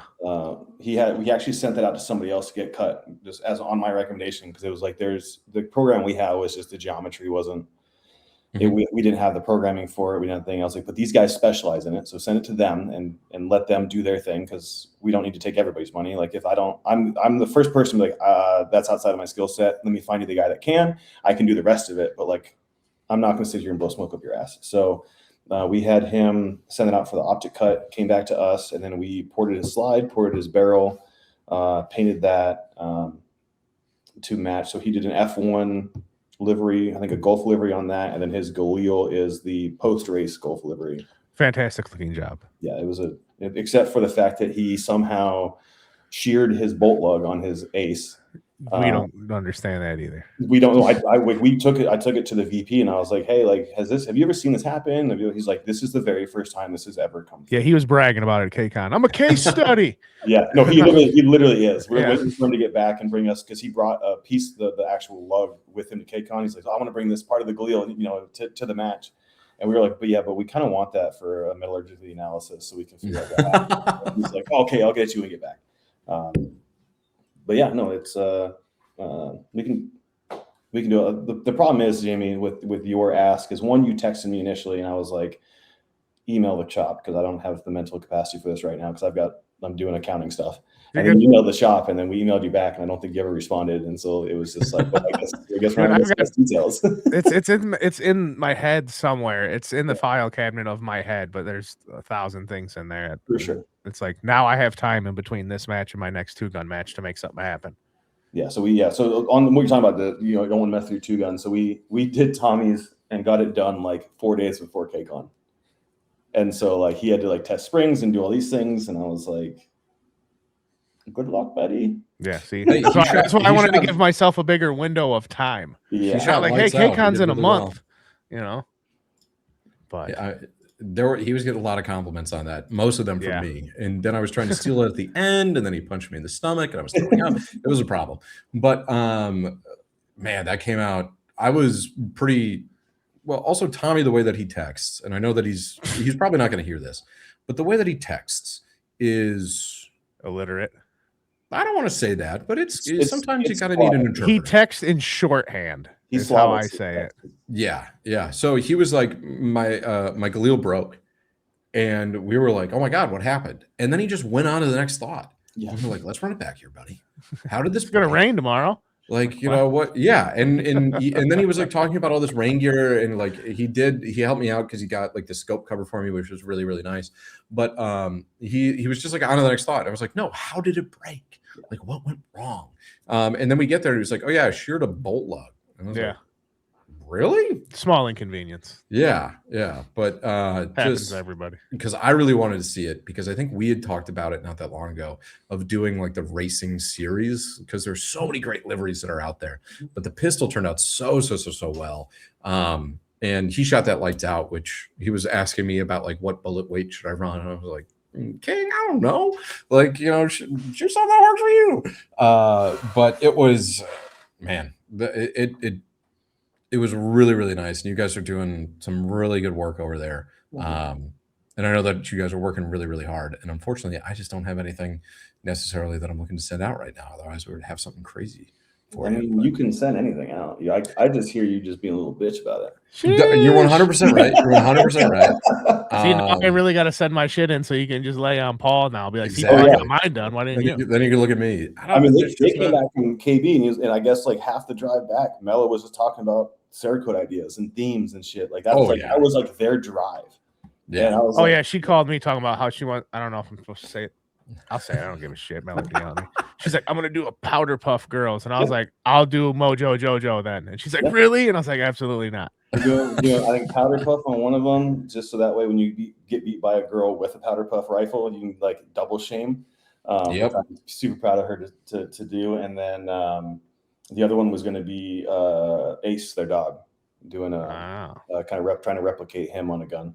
That would be really, really cool. That'll be really cool. I don't know how we're going to do that one, but again, I'm not the artistic design for Pro 2. I'm the other side of the shop. I think my problem is I have too many ideas, and just like, how many guns you got? I see, fucker. I was just gonna say I don't have that many guns, but I stopped myself. But sounds then like you get more. it's like I know I just want to do the shorty Galil first, and like I'm like, oh man, I like want to do like if the Joker owned it, and I was like, nah, that's dumb. Everybody would do that, and I was like, well, like what if Dr. Doom had a gun? I want it to look like that, and I was like, no, and I was like, what if it was like Destro's from G.I. Joe? Like I have so many cool like dumb things I want to do, but like I can't just like my mind's all The other over thing the to place. think about too is when you think about a theme, to think about the real estate, the flat surfaces, and like how it's going to look on the gun. Which, granted, I know that like it's hard to communicate that in your brain to an item, but like, for example, a Galil Gen 1 handguard versus a Galil Gen 2 handguard. The Gen 2 is the M-Lock, a lot real flat, easy to like do really intricate designs because there's a lot of real estate on there. Whereas the Gen 1 has all the cut-ins and the 3D things, so there's a lot less. You can still do a lot of stuff to it, but what you can do a lot more intricate work on a Gen 2 handguard than you could on a Gen 1. Oh, I'm sending you the Gen 2. So like that, so like those, that's something to think about when because guys are like, oh, I want this on this gun, and you're like, that's just going to look terrible. Yeah. Whereas Don't like, get me started on Cerakote and terrible. They'll sell to anybody apparently, and there's a lot of, and I think that's honestly why the Cerakote industry gets such a bad rap, is that there's so many dudes that buy it and then they take like they watch a YouTube video and they're like, I can apply Cerakote. It's like, yes, you can apply it, but can you apply it correctly? Yeah, right. You know, and a lot of it is in the prep work of the gun. So stripping all the way down, degreasing it, sandblasting it, degreasing it, seeing heat, degreasing. Like, you need to make sure there's no grease in a firearm, because you'll get grease pop and then or oil pop, and you'll lose things, and it's a whole different thing. But yeah. It's almost like guys where they're like, I want this tattoo, but they only want it to be 2 inches by 2 inches. Yeah. But they want it to be like the full text of the Magna Carta, and it's like, bro, that's just not gonna work. Yeah. And that's like some of the rifles that I think about. It's like, yeah, I'd like this design, but it's like, okay, this is a 10-3 AR. The rail estate here isn't even enough for what I want to do with it. Like, and then you get these high aspirations, and sometimes it just don't work out, and that's why. Like, hey, have a conversation with somebody, because you might have these grandiose ideas in your mind. And then it's like, well, maybe this would, maybe this wouldn't. Like, sometimes some people have to talk you off the artistic ledge. Yeah. Like we had a dude sending a gun, and like a handgun, and he wanted the mag release and the slide release Bakelite, like fake baked. I'm like, there's not enough material there for it to not just be brown. Like, right. Yeah. Like, you can't get swirls. You can't get any of the defining Bakelite feature on that small part. It's just not going to happen. Yeah, it's just going to be this orange little like that just sits there. And like now, just paint it orange. Yeah. Now, great idea, but how can you take this nugget and turn it into, okay, so now we can kind of, maybe we do this instead, or we do this instead. And that's 90% of my conversations with people when they walk in. It's like, I want to get a Cerakote job. Okay. What are you thinking? I don't know. Okay. Do you have any favorite themes or teams or things? No, not really. Okay. Favorite camo pattern? Not really. Do you have a favorite color? No. Okay. You got to give me one of these things, and I can get you to where. Sir, I can't walk you down to the personality store and get you introduced to one of these things. You're going to have to give me something to deal with. Yeah, right. But if you can give me something like that, we'll get you to an end result that you're really going to enjoy. But you got to give me some sort of start point. Yeah. And if it is too difficult and it's not going to look good, we will tell you. And then if you say try it anyways, you pay, we spray. But I'm not going to fight you on it. How's I feel like the cloner market has just exploded. And this is going to be a two-parter for you. But like one from like a Pro 2 where like somebody has like a rifle, and then they send in a picture of like a dev or something where you can clearly see like that guy just had like a tan spray paint or tractor paint or something.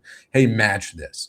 Are you seeing a lot of that like cloner stuff kind of coming into the shop? And then second part, when he comes back here with something, hopefully that's absolutely incredible. There he is. But then second part, you were in artillery GWAT long time ago. Does it ever feel a little bit weird where you're just like, hey, this stuff that I was deploying with, now there are kids that weren't even alive at the time, where they're just like, oh my God, I want to clone this. And it's like, well, dude, like I had that, and it really wasn't like, there's better stuff that's out there right now. Yeah. So to answer the second part first, yes, it is. It's very interesting feeling when my issued equipment is now being cloned as cool. The new one right now is the M1A EBRs. Unfortunately, starts coming back into hotness. Those things fucking suck. I was issued one. They're front heavy. They're inaccurate. They're not, the juices aren't worth the squeeze. But if you want to spend $4,000 on one, go for it. Also, that the roll marks are in Comic Sans on the side of them, also kind of a little bit of a. Don't give me all roll mark people. I'm not even engaged with that. But we don't get a lot of cloners outside of like HK 416 Delta, 416 Charlie Echoes, whatever they are now. We'll get guys wanting that. When we released at NRA the Arad 5, which is the short stroke gas piston IWI rifle. It's offered in black and FDE. What is FDE on that gun? It is HK 416 Delta. It is we took the color codes from HK and applied it to that gun. So when you buy a Rod 5 and FDE, you're getting a HK colored IWI gun, which I find hilarious in a way that I'm sure you could assume. But the reason why we're not getting a lot of cloners in is because it's all the way that those guns were painted back in the day was with spray paint, with Rust-Oleum and Krylon. So fantastic choice. They get those that way, and they want it to wear the way that it wears. That being said, I went and grabbed my cursed AK-102, which I love. I love that thing. And so this is basically a clone of an AK-102 if it was an M4 Block 2. And this is all Cerakote. So we took this and weathered it in the places it would be weathered while it was still wet before curing. So it has that spray paint look while being 100% Cerakote and non-wearable. Nice. So, and I think for like the cloner space too, it's like if you guys can do this, like this is much better than just going out there and spray painting it and hoping that it like wears in like a similar way. Like this is, if you want to flex on the gram, this is the gram flexible moment. Oh yeah. Yeah, but that community is interesting because they will take and they will spend $350 on a correct roll marked upper or gas block or Hero Beach Knights Armaments foregrip versus whatever the other one that they made. And they'll spend hundreds of dollars on that, but they won't spend $300 or $350 on a correct Cerakote job. Yeah. And because spray paint's good enough. And no amount of conversation, no amount of anything will convince them otherwise. And so I just stopped trying because it just wasn't worth the breath because they were mentally not there. Like, yeah. I'm not doing that. Like, okay, cool. Set in for everything. It's not for everybody, but you will spend $4,000 on a quote unquote mil spec firearm, which is built by the lowest bidder with the correct cage codes from a certain time frame like that. Okay, got it. I mean, it sure is fun though. Like the only clone guns I have are the ones that I carry, and I didn't, and I clone them aesthetically. I didn't clone them to roll marks and stuff. I was like, whatever. What gets me there within a decent price budget? Yeah. Where do the vibes stop and where does the performance begin? And you probably want to be on the somewhere kind of in the middle of that too, because like, hey, I really want this old Streamlight. I was in a conversation last night where somebody was like, I really want this old Streamlight, but holy shit, it's like, an incandescent bulb and it's like 5 lumens. I want to get one of them old Magpul lights and put it on one of my rifles. One of them old cop ones. Oh, there it is. But like this is my as issued in the Invasion rifle. M16A2. We used 50 cal links with mini mag lights for our flashlights. We had 3-point slings. This is actually the same. I think it's, I can't remember who makes these. And then the buttstock mag holder for when you're walking around, so you can keep a mag on you. But like this is the only difference on this is I upgraded the front sight post to be thinner, and then I put in a 2-stage trigger. Outside of that, I'm like, because I want to be able to, I'm going to use irons and I want to have a better trigger. Yeah. So but aesthetically, it's the same, but performance-wise, it just has that little bit of a little spice. Extra spice. Just a little spice on the outside of it. Yeah. I also I kind of love the like where you kind of have like two sides of like I think the cloner idea where like for you it's like this is the rifle that I actually like carried and was issued and I'm gonna clone that because like it's a part of my history. And then you have the other cloners where it's just like I have like one picture of this one guy who was somewhere in Syria. He may have been Delta. He may have been something else. And like they're zooming in and like counting the pixels to try to find the correct scope rings that's on there. Yeah. And it's like it's two sides of the same coin. But like one, it's like, hey, this is actually like what I had. And it was like we just kind of had to make do with it. And it was like this is what I probably the way that you wish that you could have upgraded it to better service you, like way back in the day. Then other ones, it's just like, hey, we're doing this, but we're almost making the rifle worse because we want it to be the exact same way as this one guy in this one picture. Yep. But and like to that point too, like the cloners so to your point, they take one picture and they go, it's this. And so like I revert back to my buddy Cody with their group, or now he's with somebody else. But Cody, so the issued rifle is an M4 I think M4A2 Block 2 was like, but then being an SF, they were allowed to modify stuff. So he has a different handguard. He's got a different optic. He's got his Glock is done differently than everybody else's. Like, so it's like you can clone a model, but like each individual operator is allowed to a point to modify what they're running within their skill set there and what they're doing. And they're like, that's not an issued rifle. That's not an SF gun. I'm like, really? Because that picture came from a Snapchat from my active duty Green Beret buddy. That's his personal rifle he's running right now. So I don't know what the fuck you're smoking, but this is an issued gun. It can't be. Got it. Yeah. All right. Conversation's over. Hey, I hope you appreciate the lasagna tonight. You know, remember to tip your waitress. But, you know, have a good evening. But yeah, it's just fun. You know, I've had a couple of buddies where they've worked at Wisconsin is kind of like Criterion's here, ADM is here. Like there's a lot of companies that have been around for a long time, and they'll get these phone calls from these cloners. And he was just like, hey, we've got like these like terrible old like mounts that are just like sitting in the back. And he puts the phone down and he goes and he turns to his boss. And he's like, do we want to sell these? He was like, yeah, I guess. Like if they call in, and he's like, what do we want to sell them for? And he's just like, I don't know. What do you think we could get? And he's like, would you pay 60 for it? And the guy's like, yep, absolutely. He's like, cool. Like they're like 250. Yeah, and they're just like sitting in the back. But like it's very interesting to me, like kind of what's come back into vogue.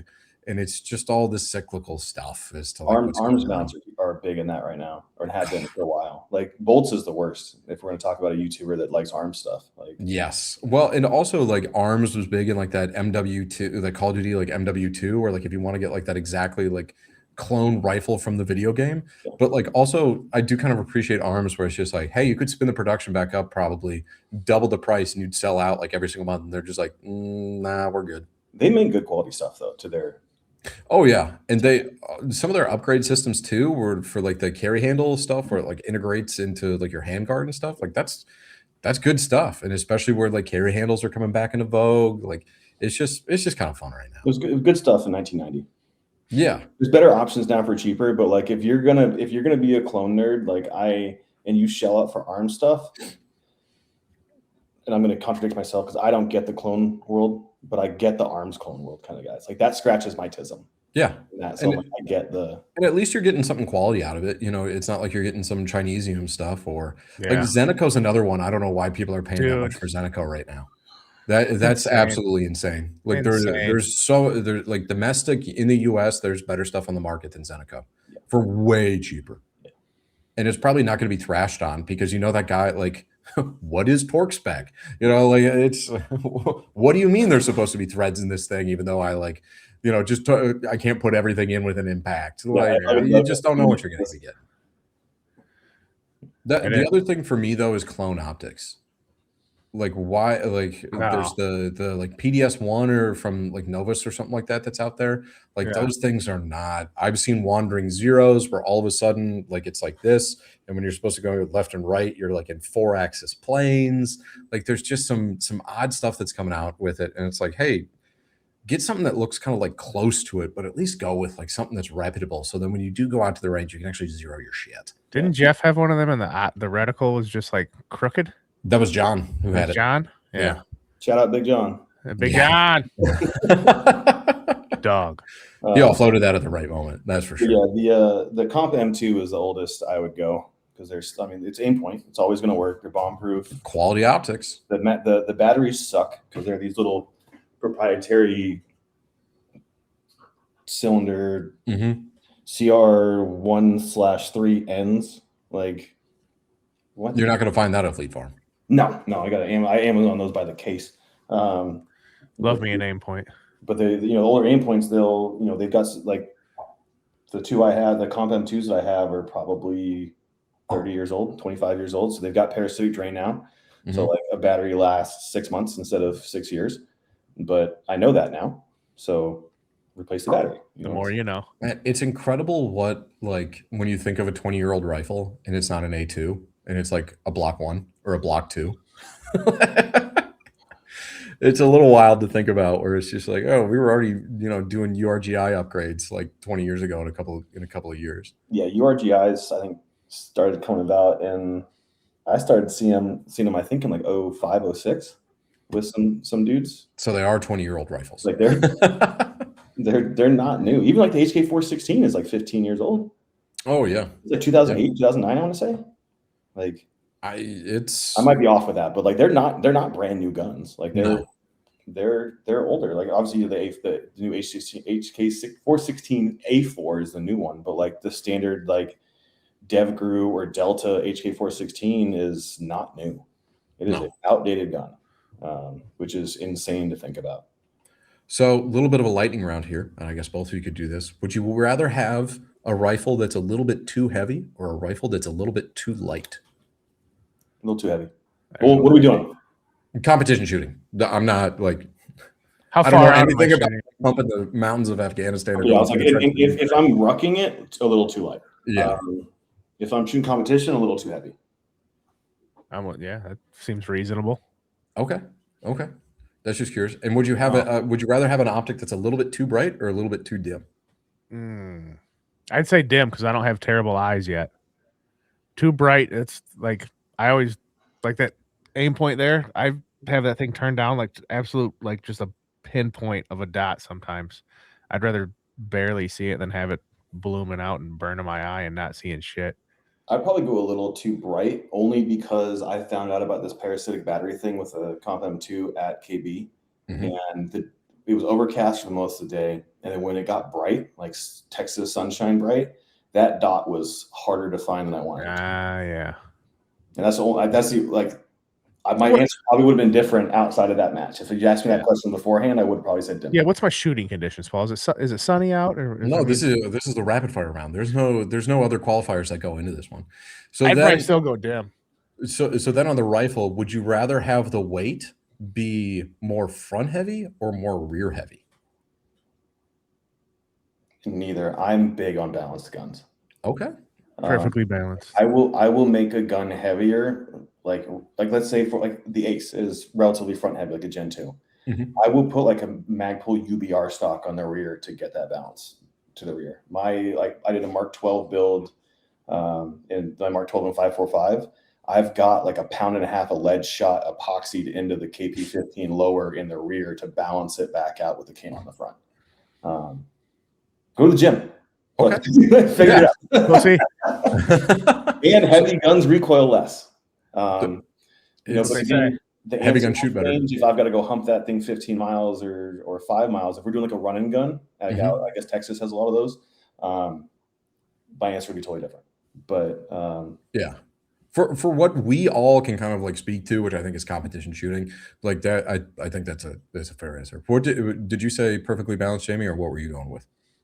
I'd rather have it be perfectly balanced, but if I have to go front or rear, I'd probably say front, maybe. I don't know. Well, maybe. Yeah, I don't know.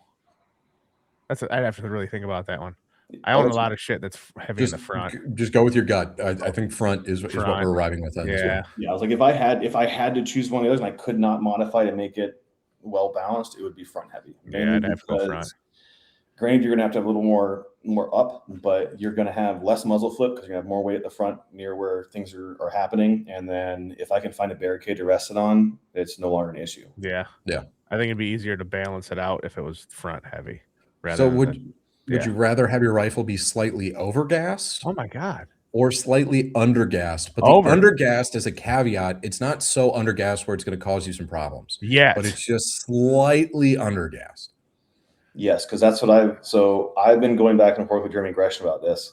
So one of our tune settings in our gas block that we're not when you order a gun, you're not getting it tuned this way. But for us, because we're very particular with the ammo we put through, we've tuned it to the ragged edge of reliabilities.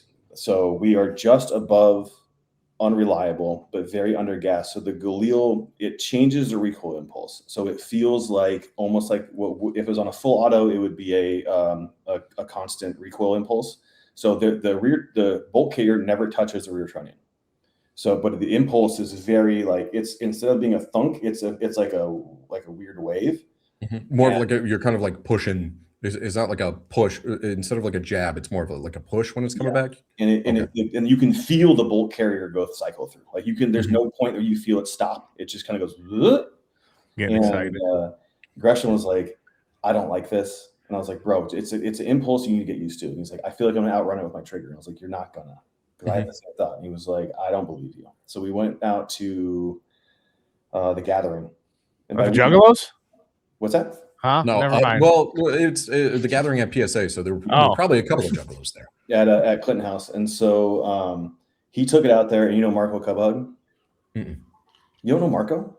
No, I don't Marco think so. shoots for Supervel, shoots for Dissident. Like that dude's a trigger pull. If anybody can outrun a trigger, it's him. And so that was our litmus test. We're like, hey, we're gonna put on this setting, give it to Marco, give him a 30-round mag, and let him fucking wail on it. Marco gets 30 rounds in the air before the first piece of brass hits the ground. Jeez.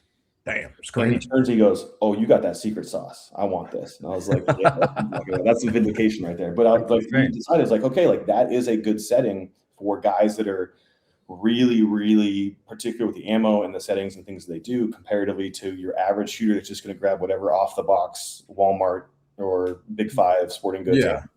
They don't want that because the gun will choke because they're going to have some under pressure ammo. So that's why we bump up the settings for like, they're still tuned. They're still super, super soft, but it's not that where that is, but it's slightly under gas. The recoil impulse feels weird, but dude, it is flat. It is a different feeling. Then you add one of like a flow through or like the IWI 6Ks, their new suppressors, like it's the reduced pathogen technology.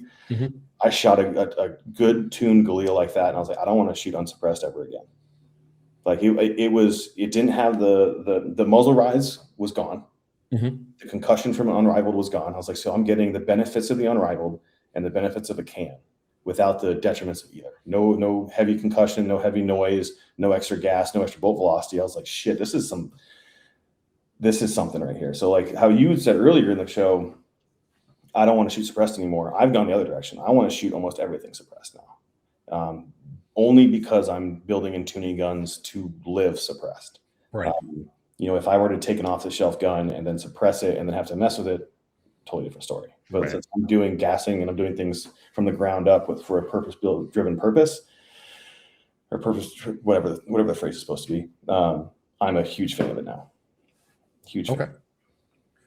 So, Jamie, overgassed, undergassed? Over. Okay. He wants that reliability. Yeah. How do you like your eggs? Over here. Fertilized? I don't know. All right. So I'm going to go scrambled. It depends on how I'm eating them. Yeah. Like I had scrambled eggs this morning with cheese. Normally I'll do like bacon, egg, and cheese sandwiches, and I'll do a fried egg with still runny yolk in the bacon grease for breakfast usually. Oh, man. Okay. I had an omelet this morning. Ooh. All right. Yeah. So we're all kind of virgin unscrambled there a little bit. Yeah. A little bit. You can't. Well, that's what's about scrambled is if you fuck your eggs up and you can just make it scrambled and it's still good. Yeah. There's really no wrong way to make an egg. All roads lead to scrambled. Yeah. Favorite type of potato or way to eat potatoes, I should say. I just had a baked potato last night. It was awesome. I do love a good mashed potato with bacon pieces in it and cheese. Like a good like twice baked potato is good. Oh. Or Chick-fil-A, their cross cut. The fry. The waffle fry, forget. But not about the it. standard waffle fry, the Chick-fil-A with the holes in the middle, because there's not like you can get the sauce in between the holes. Oh yeah, dude. Mhm. Forget about it. I know That's- all about that. Best potato chip flavor. God damn it.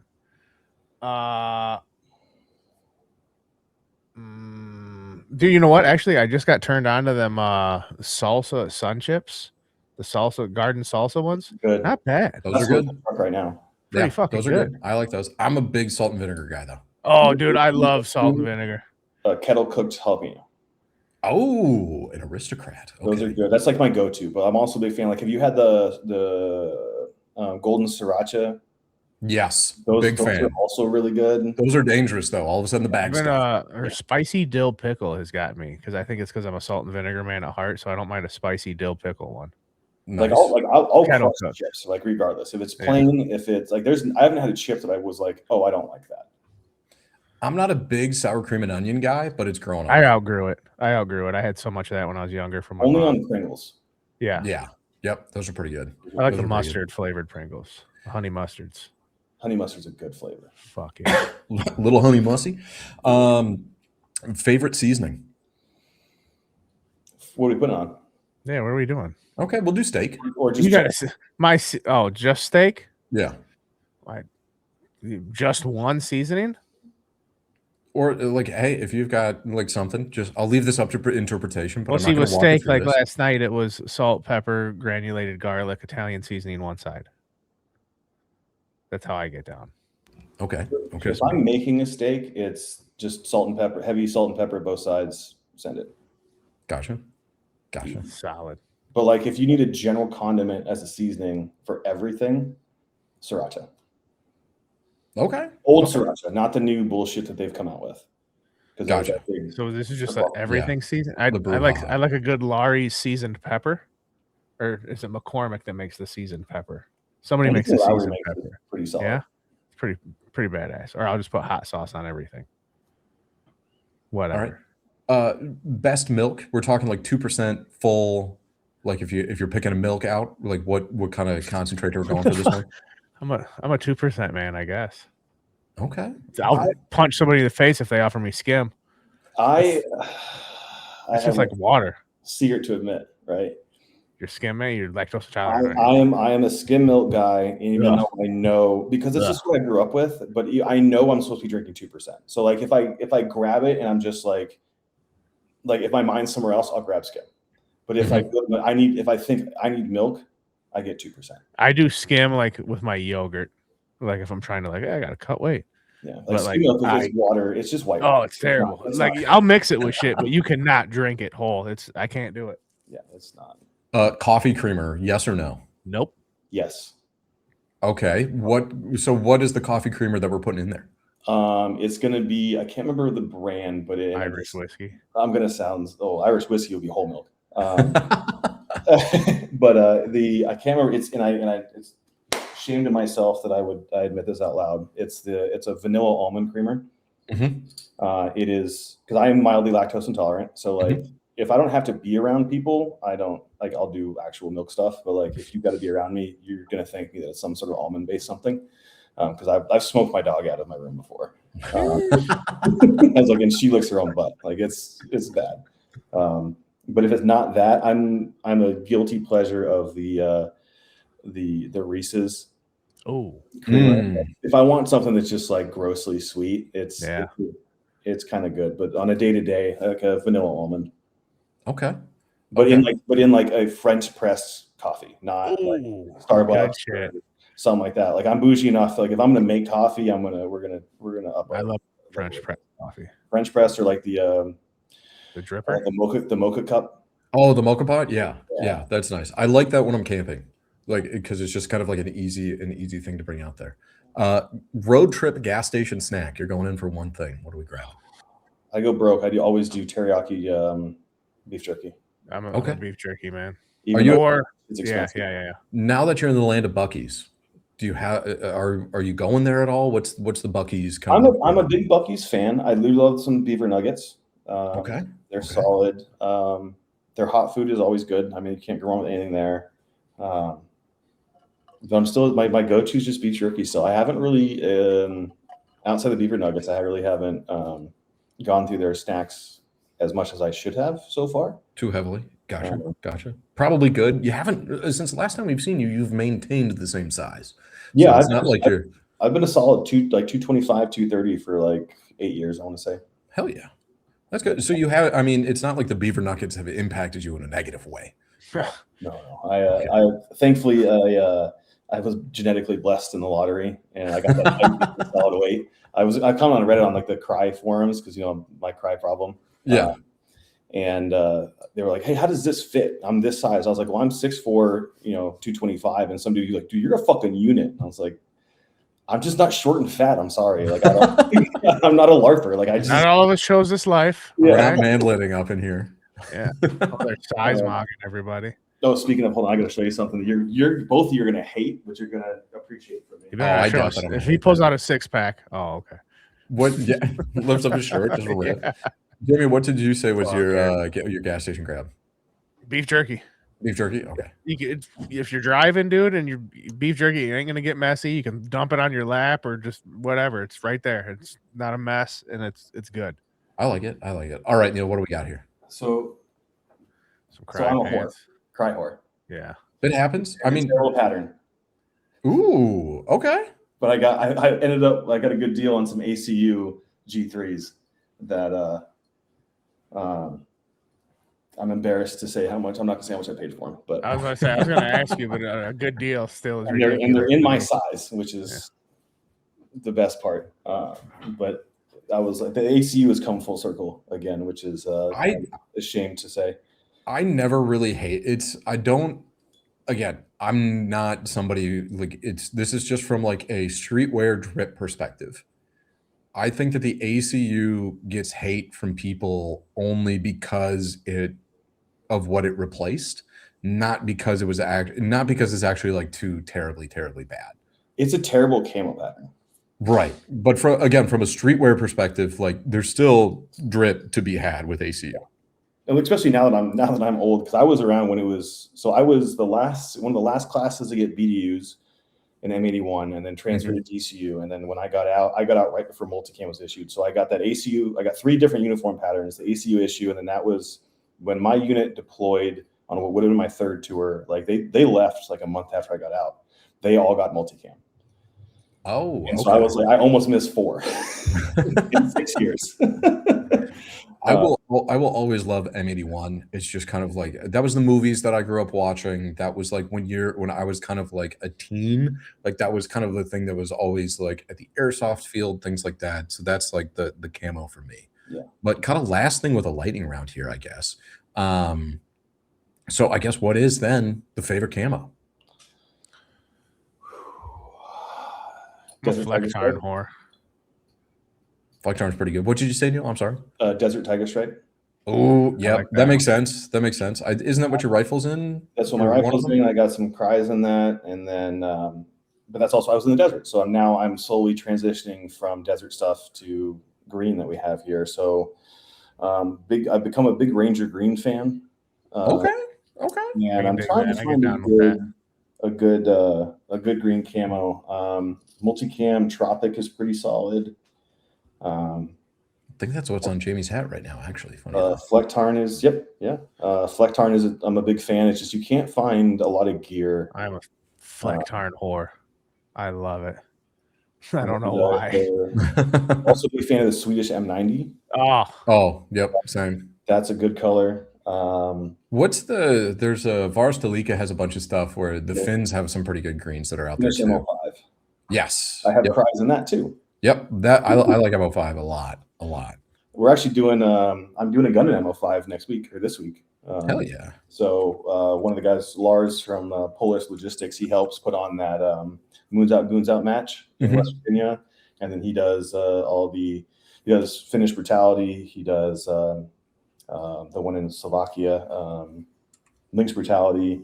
He's doing one of the Brutality matches in Sweden. He also works with or owns a company. They do a lot of real world training in West Virginia. He was like, so we did a set for him, and we did a set of guns in M90, a set of guns in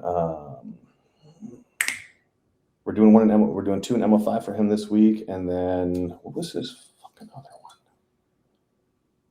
Doesn't matter, but we're gonna figure out how to Cerakote MO5. Hell yeah. Which is gonna be super cool. Oh, he did Roadie. That was the other set. Nice. Nice. But yeah, MO5 is it's like a Flectarn variant almost. Like it's like if you took Flectarn and like multicam and kind of like fused them together, it's kind of a vibe. Yeah, I think that's a good way to describe it. I can leave it at that. But all right, that's all I got for the lightning round. We are at like 3 hours here, gentlemen. Are we going to call this, or are we going to punish our listener anymore? Listeners, I think we're up to a couple. I got to get to Costco, and I'd be lying if I said the old lady hasn't walked by and flashed me twice, and I'm a man before anything. I was like, shit, if that was me, we're done, guys. Click. Almost pulled the Neil and just ran up out of my chair for a minute. Give me 3 minutes. Yeah. But graciously. Yeah. Well, I appreciate you guys having me on again. Always a pleasure. Thank you for joining us. Always good to catch up. I miss shooting you guys. Really looking forward to the Gunfighter Gauntlet show. Hell yeah, dude! It's gonna be a good time. The hot tub's big enough. Be bussing. The hot tub is my hotel, the same one you guys are gonna be at. So yep, we're gonna be there. I love the match last year. Fuck, I haven't even got a room yet. I better get on that. You better get on it. I haven't booked my flight, but at least I booked my room. I haven't done that yet. Are you guys flying or driving? Driving. It's not that far for me. Yeah, it's like 10 hours for me. It's not that far. No, it is not. We're from the Midwest. Yeah. You're so full of shit. Nope. I'll Google Maps it right now. Why? Do you need me to move something for you? I think you're push some weight for you, Neil? I think you're wrong. I don't think it's that far. Or maybe it is. I think it's like 7 hours for you. Hold on, we're gonna wait and see how much Paul I'll tell you, everybody. I'll just do it to Brownells too. I won't even do it to the range. That's what I did. But as Paul's looking that up, just to reiterate, not that this has to be on the stream, but if you guys want to shoot Comrade Cup, don't want to fly with guns, let me know. Yeah, I'm looking into that one. That one's on the list. Actually, I definitely have to do Masters next year. You're gonna have to shoot a Galil though, so I hope you'll be okay with that. Where? Oh no! Oh shit! We tuned, well built out Galil. But they're not AKs. Gross. And you're absolutely right. I was thinking of Kalashnikov being 10 hours. See? This one's just over 6 for me. Of course, I was right. That's how it works. That's why I'm the host. The mostest. All right, Neil. We love you. I can't wait to see you again, buddy. It's always a good time.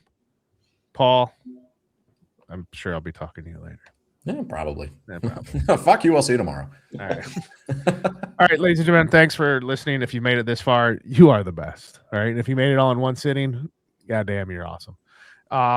Like, share, subscribe, tell your friends about it. And yeah, I don't know. We'll be back later with somebody equally as cool as Neil. Maybe. Who knows? Or it might just be me and Paul. I don't know. We'll see you guys later. Shoot ready. Yep. Shooter ready? Okay, shooter ready. Stand by. Shooter, are you ready? Stand by. Shooter ready. Stand by.